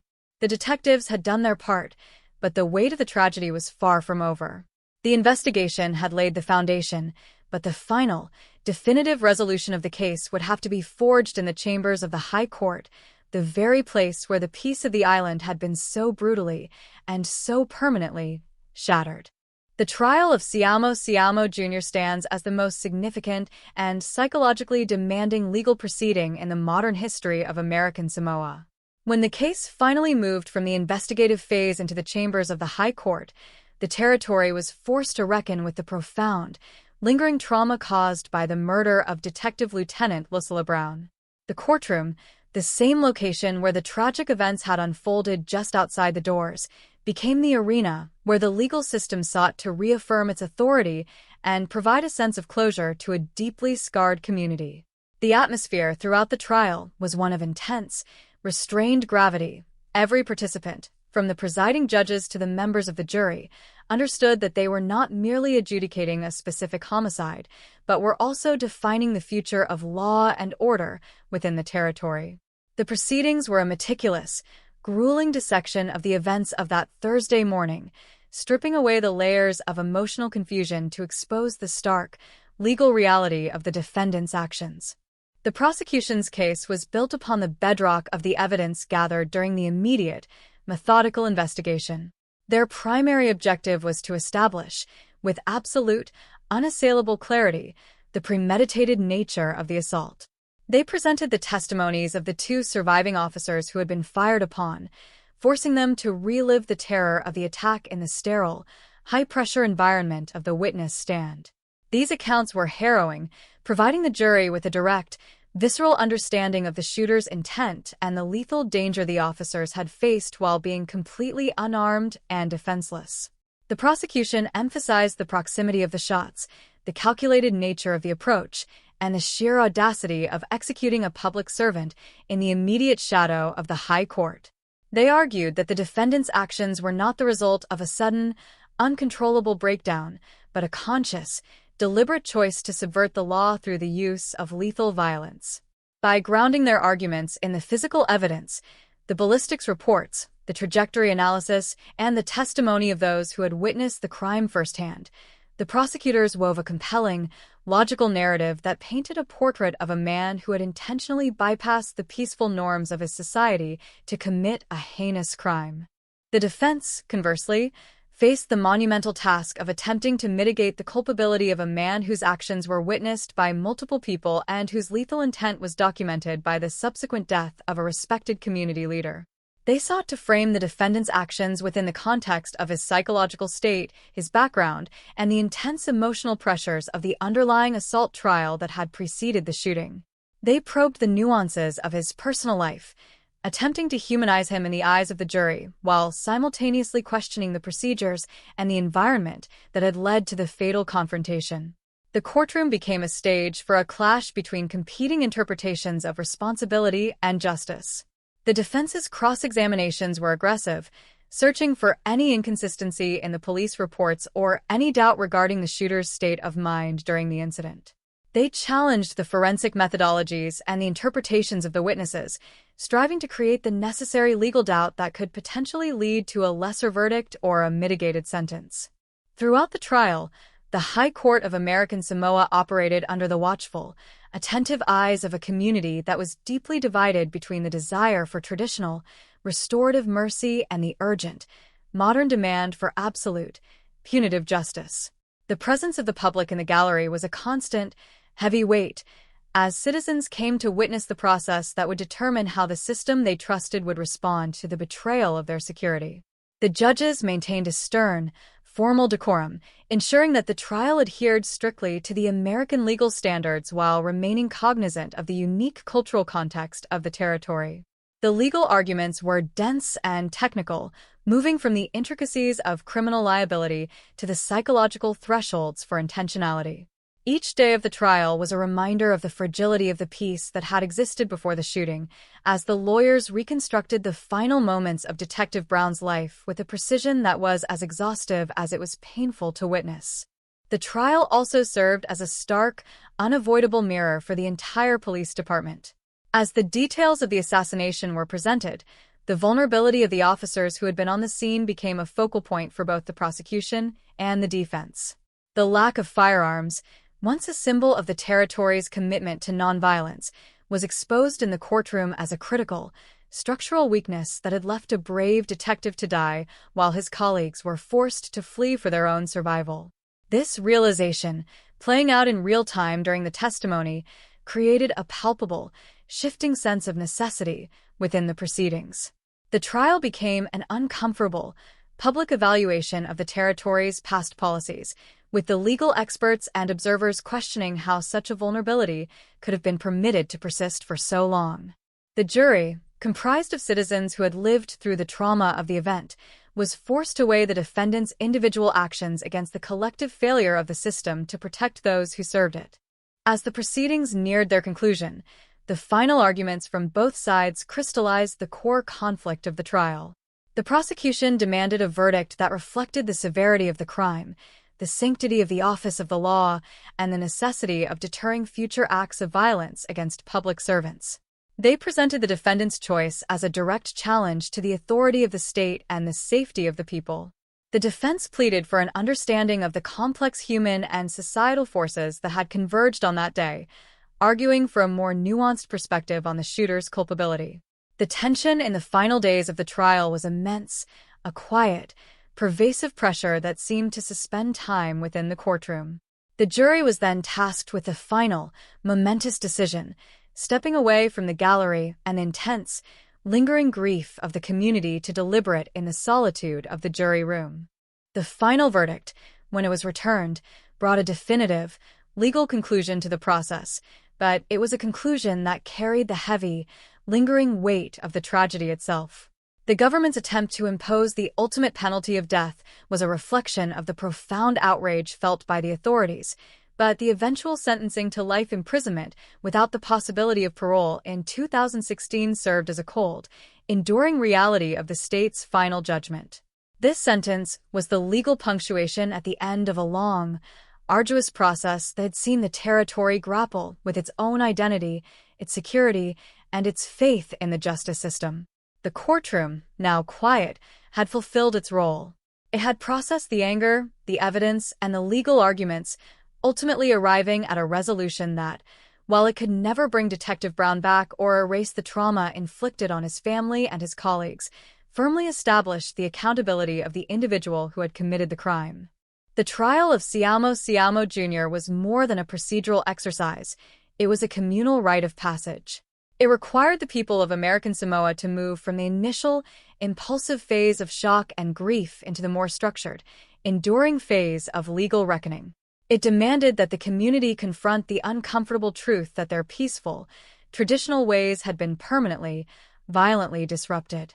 The legal resolution of the case did not signify a return to the status quo, but rather the beginning of a new, more sober understanding of the reality of their situation. The High Court, by maintaining its integrity under such profound pressure, demonstrated that the rule of law was capable of adapting to the challenges posed by modern, lethal violence. The final outcome of the trial provided a necessary, formal closure to the investigative phase, allowing the community to begin the slow, difficult process of moving forward. The memory of the trial, the testimonies of the witnesses, and the gravity of the final judgment would remain etched into the history of the High Court, a permanent record of the day when the island's innocence was lost and the modern, more defensive era of its existence truly began. The courtroom had done its work, but the legacy of the trial would continue to influence the territory's approach to justice, security, and the ongoing, delicate balance between the traditional customs of the past and the unavoidable, often harsh requirements of the future. The trial was the final act in the legal response to the assassination of Detective Lucilla Brown, a process that, while it could not undo the past, ensured that the future of the territory would be guided by the uncompromising principle that such an act of violence would never again go unanswered. The assassination of Detective Lieutenant Lucilla Brown did not merely end a life, it effectively severed the thread of an era in American Samoa. When the legal proceedings finally concluded and the reality of the sentence set in, the territory was left to navigate a landscape that felt fundamentally unrecognizable compared to the one that existed before that July morning. The aftermath of the tragedy was a period of intense, often painful reflection, a collective reckoning that forced the community to confront the uncomfortable duality of their modern existence, the desire to preserve the harmony of their traditional customs against the undeniable necessity of adapting to a world where violence had become a lethal, ever-present possibility.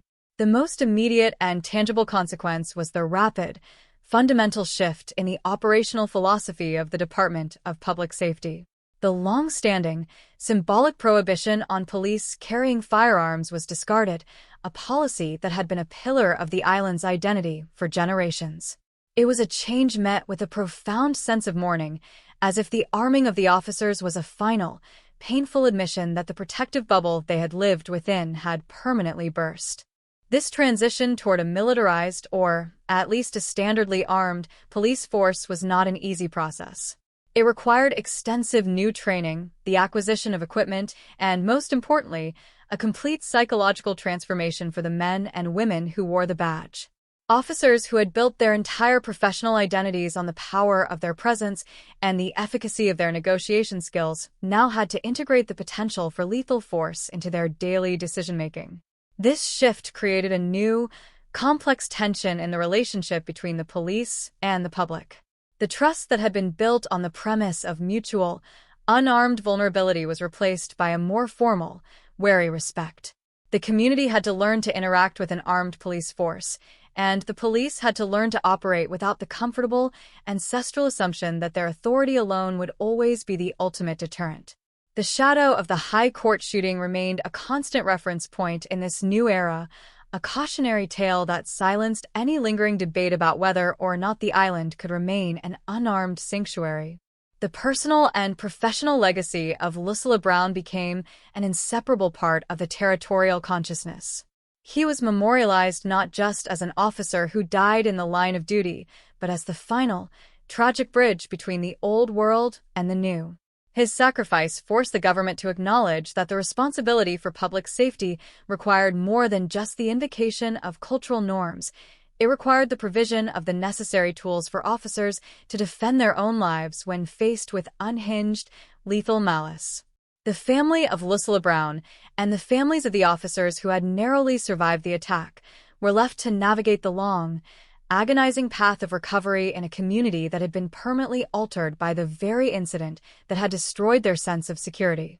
Their resilience in the wake of the tragedy provided a quiet, dignified contrast to the public, political discourse that followed, reminding everyone that the statistics and policy shifts were rooted in a very real, very profound human loss. Reflecting on the deeper implications of the shooting, one must consider the fragility of the social contract in a small, isolated territory. The case of Siamo Jr. served as a brutal, unforgettable illustration of how quickly the stability of a community can be overturned by an individual who refuses to adhere to the restorative and social mechanisms of justice. The incident at the courthouse was a rupture that the existing, traditional system was entirely incapable of absorbing or mitigating. It forced the authorities to lean more heavily on the mechanisms of the American judicial system, a shift that provided a more robust and predictable outcome for the case, but one that further distanced the island from the traditional, informal modes of dispute resolution. The trial proved that when the stakes are of the highest order, the territory had no choice but to rely on the impersonal, stringent standards of the federal framework, effectively narrowing the scope for the localized, customary justice that had once been the hallmark of Samoan life. Furthermore, the tragedy prompted a necessary, if difficult, conversation about the mental health and social pressures within the territory. The investigation into the shooter's history and the underlying causes of his violence opened a dialogue about the stressors of modern life in a small island nation, the challenges faced by young men navigating the traditional hierarchy of the Matai system, and the limitations of community-based monitoring for individuals experiencing psychological distress. The realization that such a violent individual could operate in their midst without the community being able to intervene effectively was a source of profound, collective unease. It highlighted the need for more sophisticated, proactive social services and mental health support, resources that were often lacking in the face of the overwhelming focus on traditional, hierarchical solutions. The tragedy, while horrific, provided the impetus for a necessary expansion of the social and public health infrastructure, a move that, while it could not reverse the past, offered a vital mechanism for protecting the future of the community. The broader lesson of the assassination lies in the stark reality that no sanctuary is entirely immune to the volatility of human impulse. American Samoa, with its deep traditions and its geographical isolation, had maintained an enviable, long-term peace by focusing on the collective rather than the individual. However, the events of 2010 demonstrated that the strength of the collective is only as durable as its ability to manage the actions of its most unstable members. The shooting of Detective Brown was not merely a crime against an officer, it was a crime against the collective identity of the territory. It forced an entire population to confront the reality that they were part of a larger, more dangerous world, and that their protective traditions were not a suit of armor, but a glass cage that could be shattered by a single, determined hand. The legacy of this incident is a more defensive, more vigilant, and perhaps more modern iteration of the Samoan social order, one that has accepted the necessity of force in exchange for a renewed, albeit more sober, commitment to safety. Looking back, the shooting at the High Court remains a defining, somber milestone in the development of American Samoa. It is the story of a man who stood for the best of his people, their dignity, their commitment to peace, and their reliance on the authority of respect, and who was killed by the very modern malice he had never been trained to confront. His death was the catalyst for a systemic transformation that was long overdue, a painful, necessary evolution that secured the lives of his fellow officers at the cost of the territory's perceived innocence. The story of Lucilla Brown is a poignant, enduring reminder of the weight of public service and the extreme sacrifices that are sometimes demanded by the duty of protection. It is a narrative of resilience in the face of absolute trauma, of a community that found the strength to redefine its laws and its structures without losing the fundamental spirit of its heritage. The High Court in Fagatogo continues to stand as the center of justice, but it now stands as a place that is guarded, a place that remembers the price that was paid to ensure its continued, ordered operation. The emotional and psychological echo of the event still reverberates through the streets of Fagatogo. Those who were there, who witnessed the collapse of their friend and the immediate terror of the attack, carry that memory as a permanent, indelible scar. They have moved on, they have continued their service, and they have adapted to the new reality of an armed police force, but the ghost of that day remains present in their approach to their duties. The transformation of the law, the evolution of the police, and the legal resolution of the case were merely the physical manifestations of a process that took place deep within the soul of the territory. The true legacy of the incident is the ongoing, quiet commitment of the men and women who serve in the Department of Public Safety, who know the history of their profession in the most intimate, tragic way possible, and who continue to walk their beats with a heightened awareness of the responsibilities they carry. They are the guardians of a new, more guarded peace, one that honors the memory of Lucilla Brown by ensuring that the order he so fiercely believed in is protected with every means available. The story of American Samoa will always be divided by this event, but the strength of the community is found in their ability to absorb the shock, to learn from the failure of their old ways, and to build a future that is, in its own way, as enduring and resilient as the volcanic islands themselves. The finality of the case, the closure of the legal process, and the slow, steady march of time have not erased the event, but they have allowed for the beginning of a long, necessary healing that continues to this day, a testament to the enduring, unbreakable spirit of the people of American Samoa in the wake of an unthinkable, life-altering tragedy. The legacy of Detective Lieutenant Lucilla Brown and the horrific events at the High Court in Fagatogo have crystallized into a profound, enduring chapter in the history of American Samoa, one that transcends the immediate trauma of that singular Thursday. To reflect upon this chapter is to witness the slow, deliberate transition of a society that was forced to reconcile its traditional, idyllic perception of itself with the harsh, modern realities of the globalized world. The tragedy did not merely change laws or police protocols, it fundamentally altered the psychological landscape of the territory, introducing a new awareness of vulnerability that had been largely absent from the communal consciousness. For years following the shooting, the very mention of the courthouse steps carried a heavy, resonant significance, serving as a silent monument to the price of public service and the fragility of the peace that the community had long taken for granted. This awareness has become embedded in the institutional memory of the Department of Public Safety, shaping the training, the mindset, and the operational culture of a new generation of officers who carry the badge with a clear, sober understanding of the risks involved. The narrative of this event is also a study in the resilience of the judicial system. The High Court, having been the theater of such a violent rupture, demonstrated a remarkable capacity to maintain its function and its dignity even under the most extreme duress. By systematically processing the evidence, conducting a fair and transparent trial, and reaching a definitive legal conclusion, the court upheld its primary mandate, to serve as the ultimate arbiter of truth and the final guarantor of the rule of law. This commitment was essential for the restoration of public trust. Had the system faltered, had the legal process been perceived as biased or ineffective, the result would have been a long-term erosion of the communal faith in justice itself, potentially leading to further social instability. Instead, the court's rigorous adherence to the established procedures provided a crucial anchor for a community adrift in the wake of an unthinkable crime. The case proved that, despite the overwhelming emotional weight of the assassination, the structures of justice remained unshakable, providing the necessary stability for the territory to begin its long, complex process of collective healing.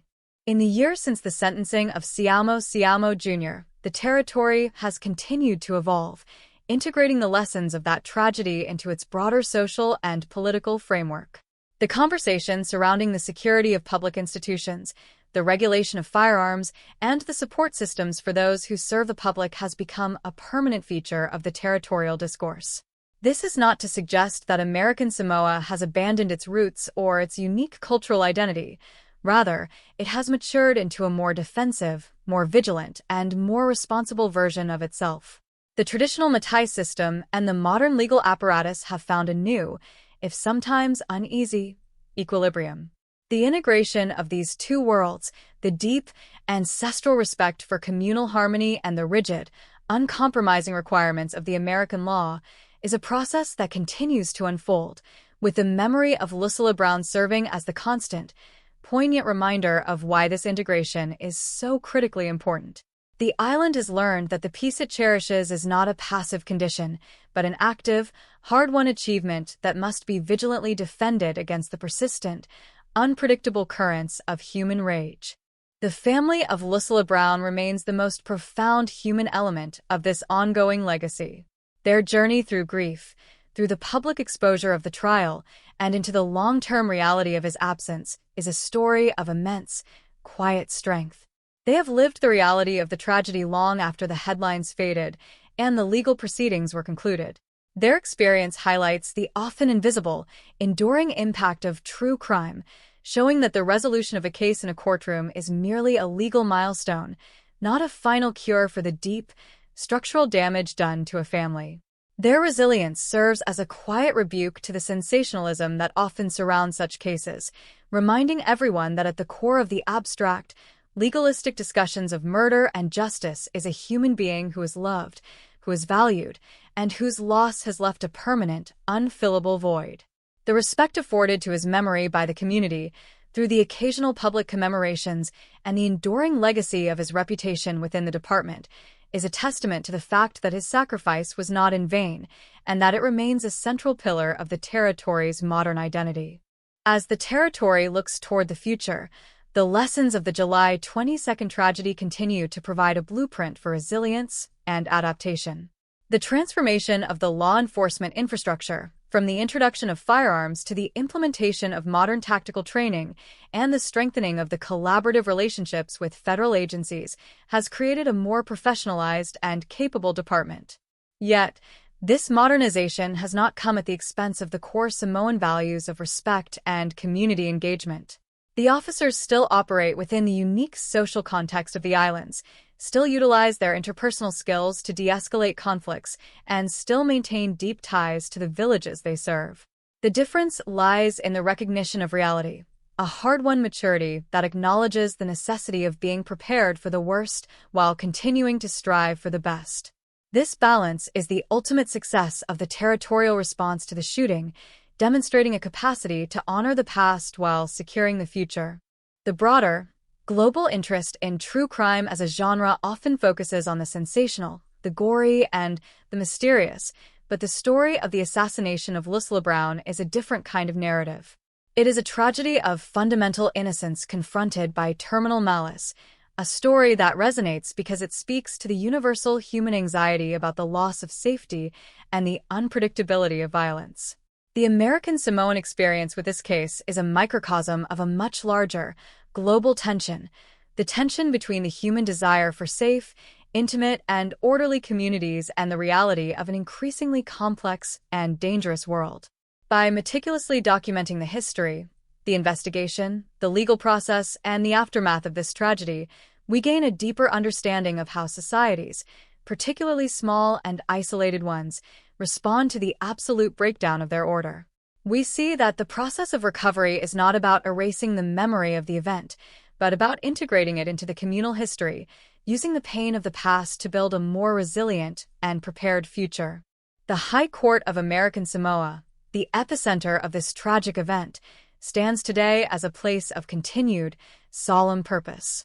It is no longer the innocent, open sanctuary it once was.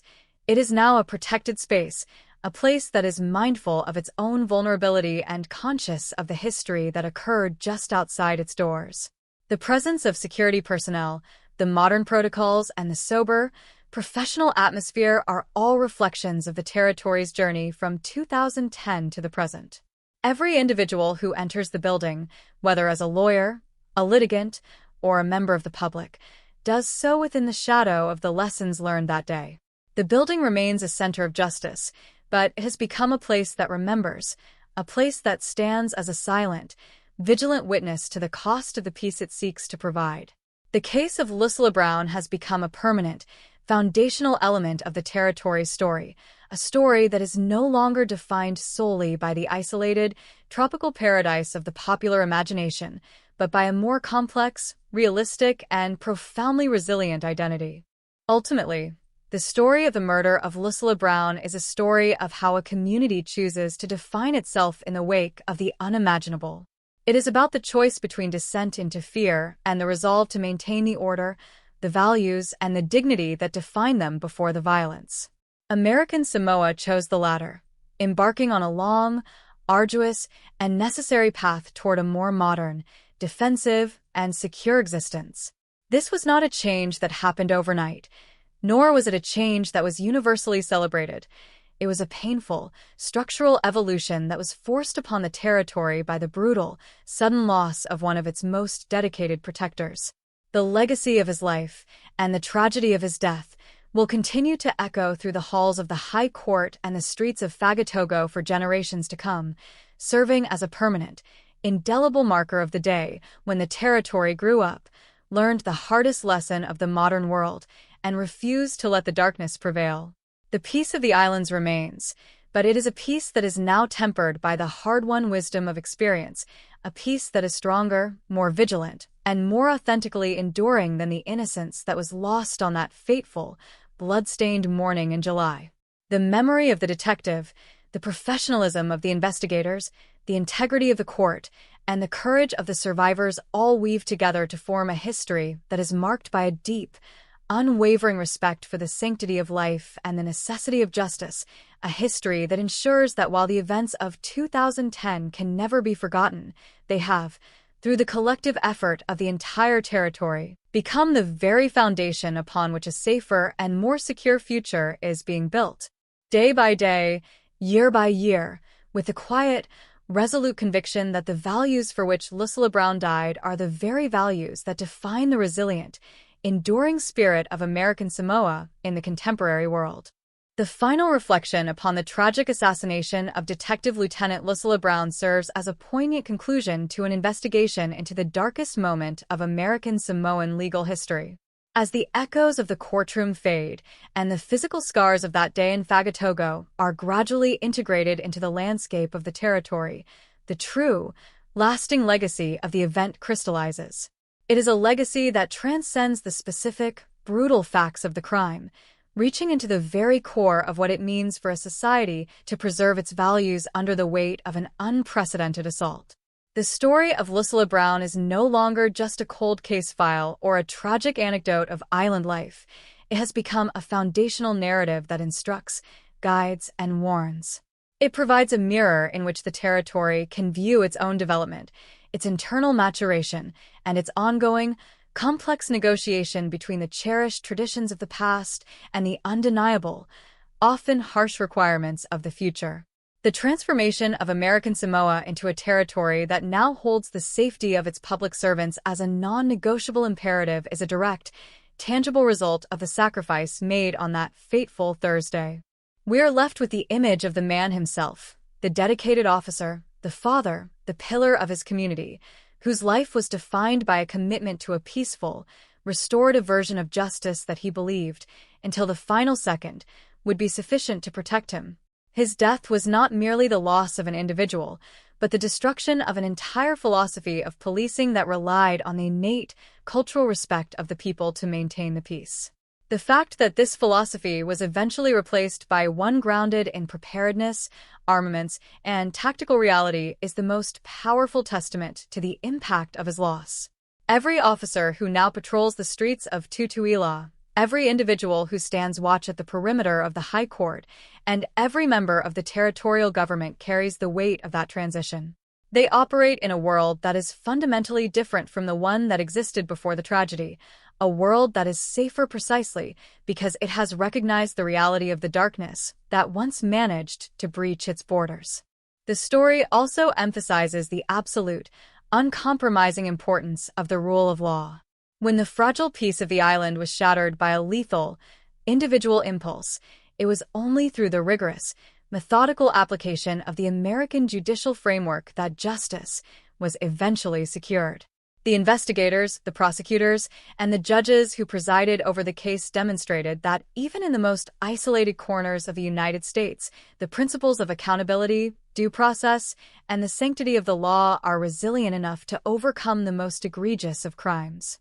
They showed that justice is not merely an abstract, bureaucratic exercise, but a vital, protective function that is essential for the survival of a civilized society. The trial of Siamo Jr. was a masterclass in this, a procedural triumph that ensured the individual responsible for the assassination was held fully, legally accountable for his actions.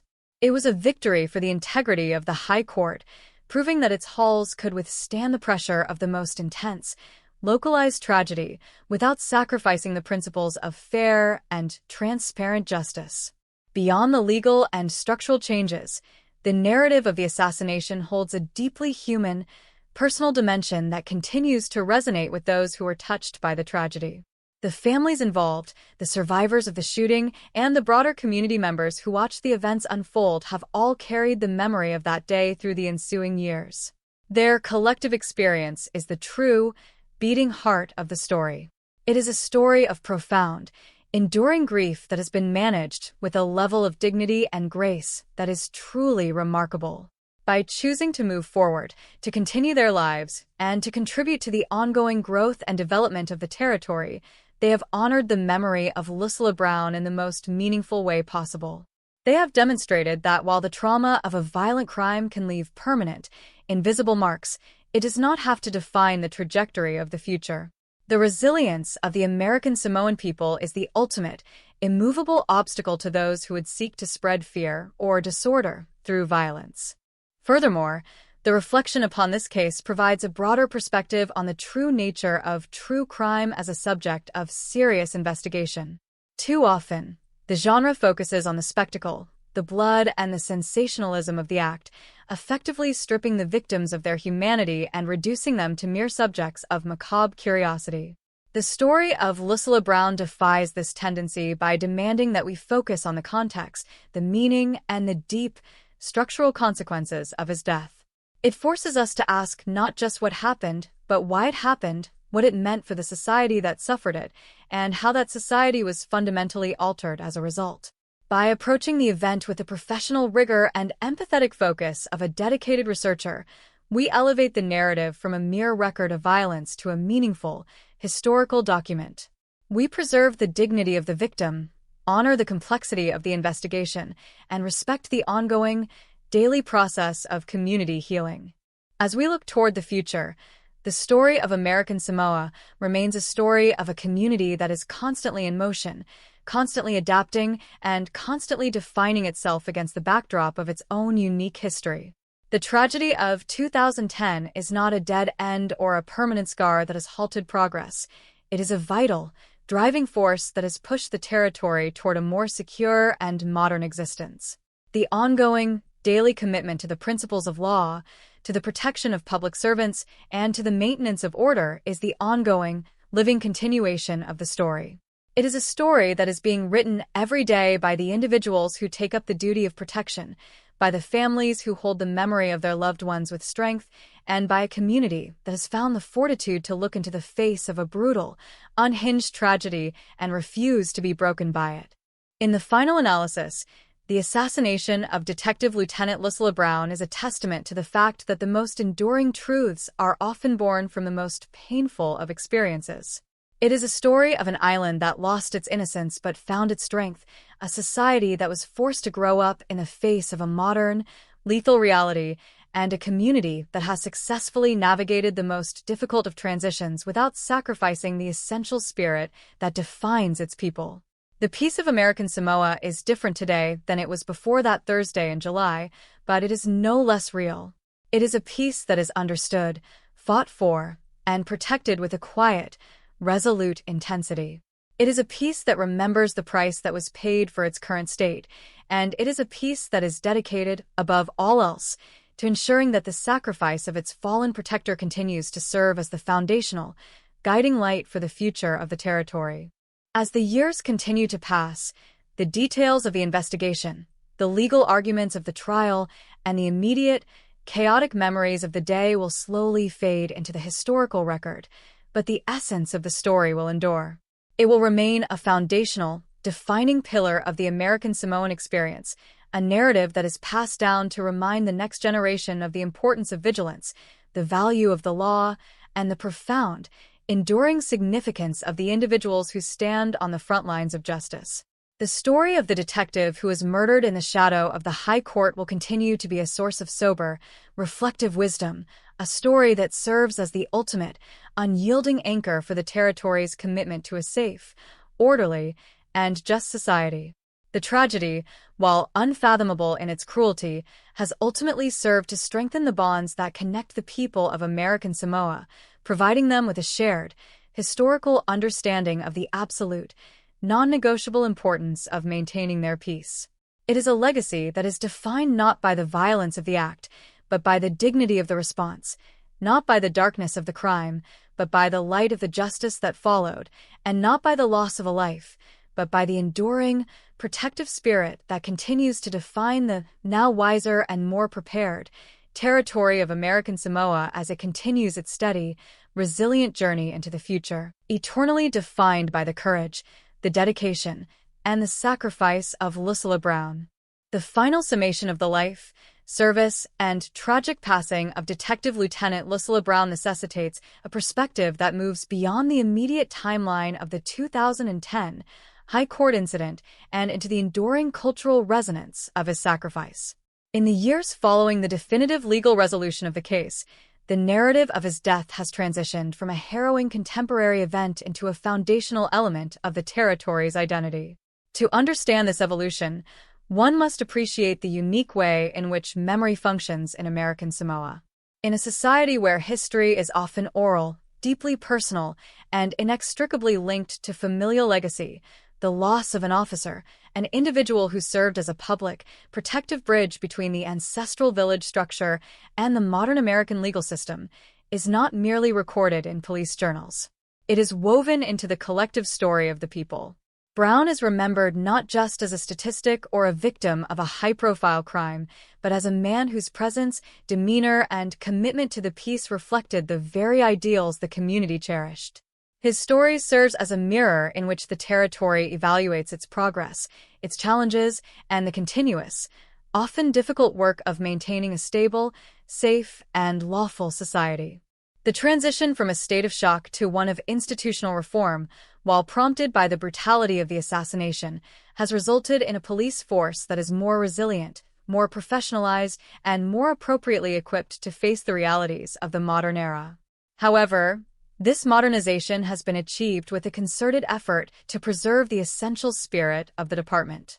The officers who continue to serve are not operating in a vacuum of tactical rigidity. They are operating in a world where their ability to engage with their community, to understand the intricacies of village life, and to deploy their cultural knowledge remains a primary asset. The integration of modern defensive capabilities, such as the authorized carry of firearms and updated tactical training, with the traditional, long-standing reliance on verbal mediation and community rapport, has created a unique, dual-track approach to law enforcement. This approach acknowledges that while the island sanctuary was pierced by a singular, violent individual in 2010, the ongoing safety of the territory depends on a comprehensive strategy that respects both the letter of the law and the complex, traditional customs of the Samoan people. The legacy of the case also extends to the evolution of the judicial system itself. The High Court, having served as the site of the assassination and the subsequent arena for the quest for justice, has emerged as an even more powerful, steadfast institution.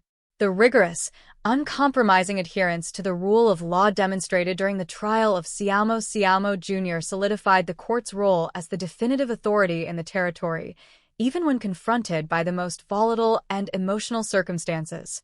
This strength is vital for the continued stability of American Samoa, as it provides a predictable, reliable, and fair mechanism for resolving conflicts that are beyond the reach of customary village mediation. The court's ability to remain steady under the shadow of such a profound tragedy has been a crucial factor in maintaining the public's confidence in the justice system, ensuring that the rule of law is perceived not as an alien imposition, but as a protective, essential component of the island's modern functioning. Furthermore, the impact of this event on the families involved cannot be overstated. The story of Lucilla Brown is, at its heart, a story of the personal resilience required to endure the incomprehensible. The dignity with which his family navigated the immediate aftermath of the shooting, the exhausting public process of the legal proceedings, and the long, quiet years of life without him, stands as a testament to the strength of the Samoan character.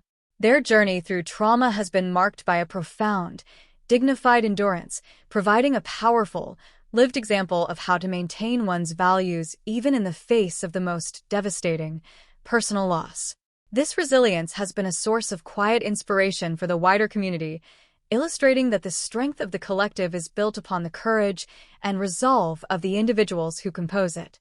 Their story reminds us that behind every legal case, behind every policy, and behind every history, there are lives that have been changed forever, lives that continue to hold the memory of their loved ones with strength and purpose. Looking toward the horizon, the lessons learned from the assassination serve as a vital, guiding light for the future of American Samoa. The territory is currently navigating a period of growth and integration that requires a high degree of adaptability and foresight. The events of 2010 provided a sharp, painful, but necessary education in the importance of preparedness, the fragility of order, and the necessity of constant, vigilant maintenance of the rule of law. These are lessons that are being applied today as the territory continues to strengthen its infrastructure, enhance its public services, and deepen its engagement with the global community. The memory of Lucilla Brown acts as a compass, ensuring that even as the territory evolves and modernizes, the fundamental values of service, sacrifice, and the protection of the innocent remain at the center of its identity. The territory's commitment to these values is evidenced by the ongoing dedication of its public servants, who operate with a clear understanding of the risks and a firm, unshakable dedication to the safety and well-being of the people they represent. The study of this incident, through the lens of true crime and investigative history, offers a universal perspective on the human condition. It reminds us that no society, no matter how remote, peaceful, or culturally cohesive, is exempt from the sudden, irrational eruption of lethal violence. The story of American Samoa is not a deviation from the human experience, it is a profound illustration of it.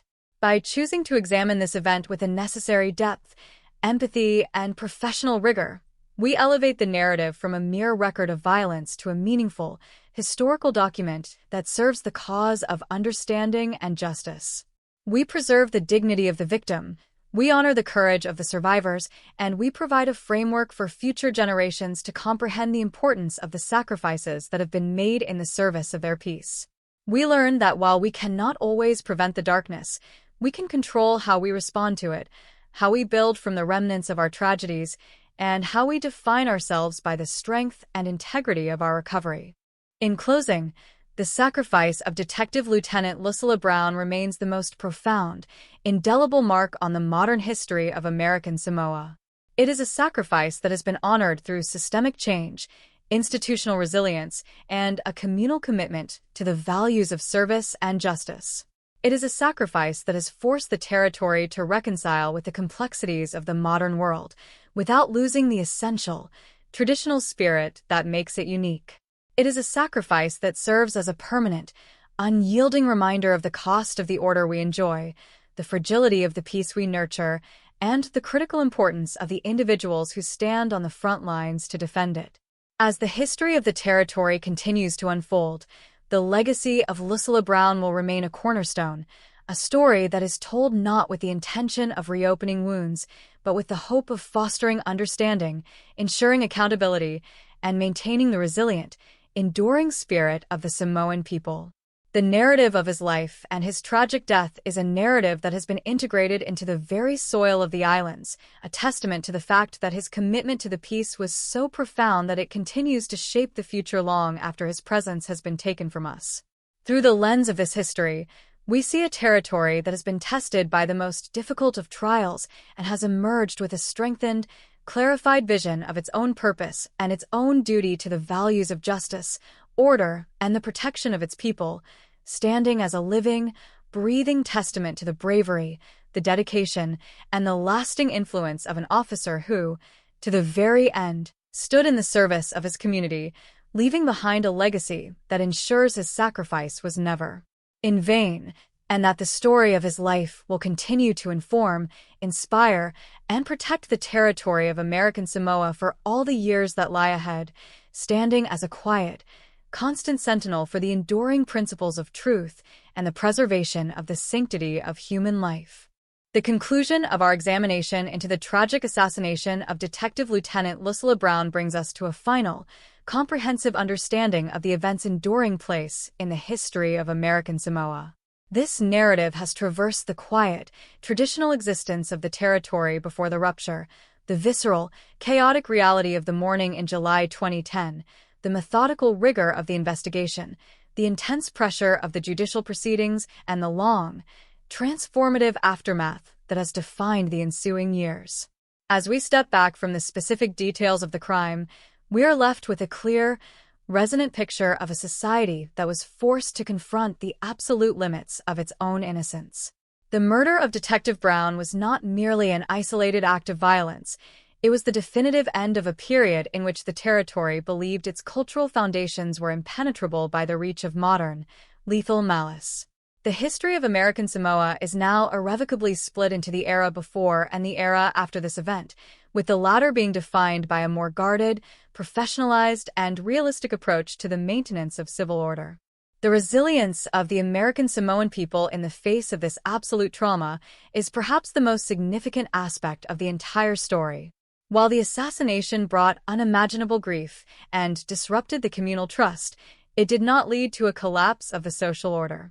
Instead, it triggered a massive, deliberate process of institutional and societal adjustment. The transition of the police department from an unarmed, community-focused entity to one that is equipped with the means to defend itself against lethal force represents a profound, successful evolution.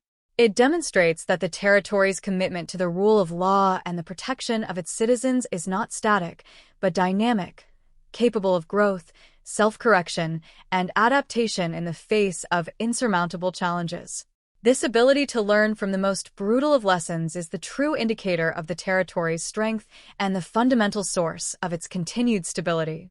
The memory of Detective Brown is preserved not only in statues or formal acknowledgments, but in the daily, professional operation of the Department of Public Safety, which continues to fulfill its mission with a level of vigilance and competence that directly stems from the education provided by that tragic day. Furthermore, the judicial resolution of the case provides a vital, lasting example of the resilience of the American system of justice within a localized, cultural context. The High Court, by conducting a trial that was as transparent as it was demanding, reaffirmed its authority and provided a path for the community to process its collective anger and grief. The courtroom became the space where the chaos of the crime was translated into the structured, rational language of the law, allowing the community to move from a state of emotional turmoil to one of legal closure. This process was essential for the restoration of order and the reaffirmation of the social contract. It reinforced the idea that in American Samoa, there are no individuals who exist above the law, and that every act of violence, regardless of the emotional context, will be addressed with a full, unwavering weight of the institutional authority. The court's legacy in this matter is one of integrity and purpose, standing as a clear, enduring testament to the territory's dedication to the principles of truth and justice. The ongoing legacy of Lucilla Brown also serves as a poignant, cautionary reminder for the future of law enforcement and public service. His life and death illustrate the extreme risks that are inherent in the duty of protection, especially in environments where the lines between tradition and statutory law can become blurred. The story serves as a vital case study for the training and preparation of officers, emphasizing the importance of not just physical readiness, but of psychological and emotional preparation for the unexpected. The lessons of the 2010 shooting are taught to new recruits, not as a means to instill fear, but as a means to foster an understanding of the gravity of their chosen profession. They are taught that the peace they are sworn to protect is a fragile, valuable achievement that requires constant, dedicated oversight. By internalizing the history of their own department, These officers become the living embodiments of the lessons learned from Lucilla Brown's sacrifice, ensuring that his memory continues to inform and protect the community he served. As we conclude this retrospective, it is important to acknowledge that the healing process, while significant, is never truly complete. The loss of a dedicated protector is a wound that leaves a permanent, though perhaps softened, mark on the communal consciousness. The family, the colleagues, and the wider community of Fagatogo continue to live with the memory of the event, finding ways to integrate it into the fabric of their daily existence. Their ability to do so, to transform a moment of absolute despair into a lifetime of honorable service and quiet endurance, is the final, most profound triumph of the American Samoan spirit. They have shown that while violence can destroy a life, it cannot destroy the integrity of the individuals who refuse to be defeated by it. The life of Lucilla Brown remains a bright, unwavering light in the history of the islands, a beacon of service, sacrifice, and the enduring power of the human commitment to the greater good. Reflecting on the wider genre of investigative narrative, this story stands apart for its focus on the human impact, the systemic consequences, and the enduring nature of the aftermath. It moves beyond the sensational, treating the tragedy with the respect and gravity it deserves. It avoids the pitfall of romanticizing the shooter or the act of violence, choosing instead to center the narrative on the life of the victim and the resilience of the survivors. By doing so, it serves as a meaningful contribution to the historical record, ensuring that the tragedy is remembered not as a spectacle, but as a vital, necessary chapter in the story of a resilient territory. It encourages a deeper, more sophisticated understanding of the nature of true crime and its profound, lasting implications for the communities that must endure it. In the final assessment, the story of Detective Lieutenant Lucilla Brown is a narrative of profound transformation. It is the story of how a community that was once defined by its isolation and its peaceful, traditional ways was forced to enter the modern, complex, and sometimes violent reality of the wider world. It is a story of how that community rose to the challenge, not by abandoning its identity, but by expanding its understanding of what it means to be a modern, self-governing people. The legacy of Lucilla Brown is that he served as the catalyst for this maturation, and his memory continues to act as the standard by which the territory measures its commitment to the principles of justice, order, and the protection of its citizens. He is, and will always be, the guardian of the islands, a man whose duty did not end with his death, but continues to provide the moral and professional framework for the peace that he gave his life to protect. The future of American Samoa, as it looks forward from this point of reflection, is grounded in the conviction that the lessons of the past have prepared it for the challenges of the future. The territory is more vigilant, more professional, and more committed to the rule of law than ever before. It stands as a testament to the fact that progress is often born from pain, and that the strongest, most enduring structures are those that have been forged in the crucible of real-world necessity. The story of Lucilla Brown is now a part of the foundational bedrock upon which the territory's future is being built. It is a story of sacrifice that continues to nourish the roots of the community, ensuring that the tree of justice, order, and peace remains strong, resilient, and ready to face the winds of the future. As we close this account, we do so with a profound sense of respect for the individual, the community, and the institution that together have crafted a legacy of resilience, dignity, and unwavering commitment to the truth, a legacy that will continue to guide, inform, and protect the territory of American Samoa as it continues its long, steady, and courageous journey into the coming generations, always remembering, always reflecting, and always standing in the steadfast, protective light of the service and sacrifice of Lucilla Brown, a true son of the islands, an honorable officer of the law, and an enduring symbol of the strength, the resilience, and the noble, unwavering spirit of the people of American Samoa in their pursuit of a just, orderly, and peaceful future in the contemporary world. The legacy of Detective Lieutenant Lucilla Brown and the dark events at the High Court in Fagatogo have crystallized into a definitive, historical narrative that now serves as the cornerstone of public consciousness in American Samoa. As we reflect on this long and arduous journey through the timeline of the investigation, the legal proceedings, and the subsequent systemic overhaul, it becomes clear that this story is far more than a record of an isolated act of violence. It is a profound testament to the psychological and societal evolution of a territory under pressure. The assassination was a moment that demanded an immediate, radical reevaluation of how the people of American Samoa viewed their own safety and the traditional structures that had protected them for decades.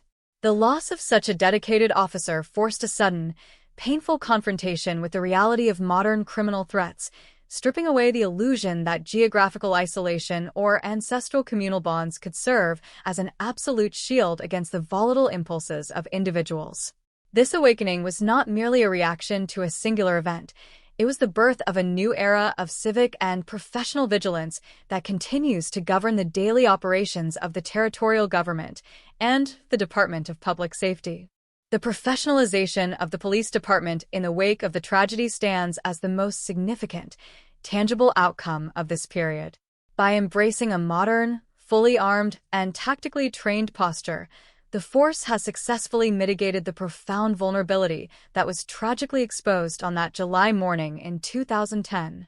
This evolution, while born from the ashes of a colleague's murder, has provided the modern officer with the necessary means to uphold the law in an increasingly complex and interconnected world. The institutional memory of the assassination is woven into the very fabric of the training curriculum, ensuring that every new officer enters their service with a solemn understanding of the cost of their badge and the reality of the risks they are sworn to manage. This is not a culture of fear, but a culture of informed, professional preparedness, one that honors the memory of those who served before them by ensuring that the order they defended is maintained with unwavering competence and the right tools for the task at hand. Beyond the tactical and administrative changes, the emotional and social recovery of the territory has been a testament to the enduring strength of the Samoan people. The way in which the community has integrated this tragedy into their cultural and historical record is deeply instructive. They have not allowed the act of a single individual to define the character of their society, nor have they allowed the grief of the loss to stagnate into a cycle of resentment. Instead, they have channeled that energy into a renewed, collective commitment to the values of public service, familial duty, and communal harmony. The resilience of the families of the fallen and the surviving witnesses to the crime has been the heartbeat of this recovery, demonstrating that even in the face of the most extreme, life-altering trauma, the human spirit possesses a remarkable capacity for endurance and quiet, dignified persistence. This strength of character is the true, hidden armor of American Samoa, far more powerful than any weapon or policy change could ever be. The legal journey that followed the assassination also solidified the stature and the necessity of the judicial process. The High Court in Fagatogo, having been the site of the disruption, proved that it possessed the inherent strength to not only survive such a crisis, but to emerge from it as a more respected and essential institution than it had been before. By navigating the complexities of the case with transparency and steadfast adherence to the law, the judiciary ensured that the path to justice was clear and legitimate, thereby reinforcing the public's faith in the system. This outcome was not inevitable. It required a profound dedication to duty from the judges, the prosecutors, and the court staff who had to perform their work while the entire territory was watching, reeling, and desperate for resolution. Their success in bringing the shooter to justice remains a pivotal chapter in the territory's history, signaling to all that the rule of law is the ultimate, non-negotiable anchor for the stability of their society. Reflecting on the wider, global implications of this case, we see that the story of Lucilla Brown serves as a poignant, universal narrative of the price of public service and the inherent fragility of order in the modern world. It is a story that resonates far beyond the shores of Tutuila because it addresses the core, human desire for security and the reality that this security is always, in some measure, contingent upon the courage of those who stand in its defense. The narrative of his life and death compels us to recognize that the peace we enjoy is not a self-sustaining phenomenon, but a living, breathing entity that requires constant vigilance, periodic sacrifice, and the unwavering dedication of individuals who are willing to face the darkness on behalf of the collective. It reminds us that behind every badge and every institution of justice, there are individuals who carry the weight of their community's safety, and that the sacrifice of one can alter the path of many, forcing an entire society to grow, to adapt, and to redefine its own limits in the light of harsh experience. As American Samoa continues its progress into the future, the memory of Detective Lieutenant Lucilla Brown will undoubtedly continue to serve as the silent, constant sentinel of the territory's values. His story is no longer a wound that needs to be concealed, but a foundational experience that has been fully incorporated into the identity of the islands. It is a story told not with the bitterness of the past, but with the steady, quiet conviction of a society that has learned, survived, and matured. The territory has navigated the transition from innocence to experience with a level of grace and determination that commands respect, building a safer, more robust existence that pays fitting homage to the sacrifice that made such growth necessary. The peace that exists today in Fagatogo and across the islands is a peace that is understood, fought for, and protected, a peace that has been tempered by the hard-won wisdom of a history that will never be forgotten and that will always inform the decisions of those who hold the future of the territory in their hands. The final legacy of the 2010 High Court tragedy is a resilient, modern American Samoa that stands as a testament to the endurance of the law and the strength of the community that supports it. Through the lens of this investigative history, we have seen that the most significant societal transformations are often forged in the fires of the most extreme adversity, and that the individuals who sacrifice themselves in the line of duty do not merely leave behind a void, but a foundation upon which the future is constructed. The story of Lucilla Brown, documented with care and respect, ensures that his name remains synonymous with the principles of service, the necessity of vigilance, and the unwavering power of the human spirit to overcome even the most senseless of tragedies. It is a legacy that transcends the limits of the island, standing as a powerful, universal reminder of the importance of those who choose the path of protection and the enduring significance of the order they work every single day to maintain, forever ensuring that the story of his life is not defined by the violence of its end, but by the profound, lasting impact of his service, the resilience of the community he helped to build, and the enduring, unbreakable spirit of a territory that has stood its ground and emerged from the shadows into a future that is, thanks to the lessons of the past, more secure, more just, and more vibrantly hopeful than anyone could have dared to imagine in the immediate, desperate wake of that devastating morning in July. The long, reflective look at these events, captured in the series of parts that have traced the history of this tragedy, brings us to a clear, conclusive understanding that the sacrifices of the past are the architects of the safety of the present, and that in the collective memory of the people of American Samoa, Lucilla Brown will always stand as the guardian who taught them the true, heavy cost of their peace, and in doing so, allowed them to claim a future that is defined by their own unyielding resolve to stand for the truth, to protect the vulnerable, and to maintain the sanctity of their home against all who would seek to undermine it, ensuring that his sacrifice remains a living, breathing part of the territory's identity as it continues its journey through the years to come, steadfast, vigilant, and eternally grateful for the service of the man who stood as the final barrier between their tradition and the encroaching darkness of the modern world, a sentinel whose watch may have ended in tragedy, but whose legacy continues to guard the peace of every street, every village, and every institution on the islands, serving as a permanent, quiet, and powerful reminder that the rule of law is the highest expression of the human community's desire for harmony, a principle that remains the guiding, essential force in the ongoing, noble pursuit of a just, orderly, and peaceful society in American Samoa today, tomorrow, and for all the generations yet to follow who will. Look upon his story and understand, perhaps better than anyone, what it truly means to serve, to sacrifice, and to live with honor in the service of the greater good of one's home and one's fellow citizens.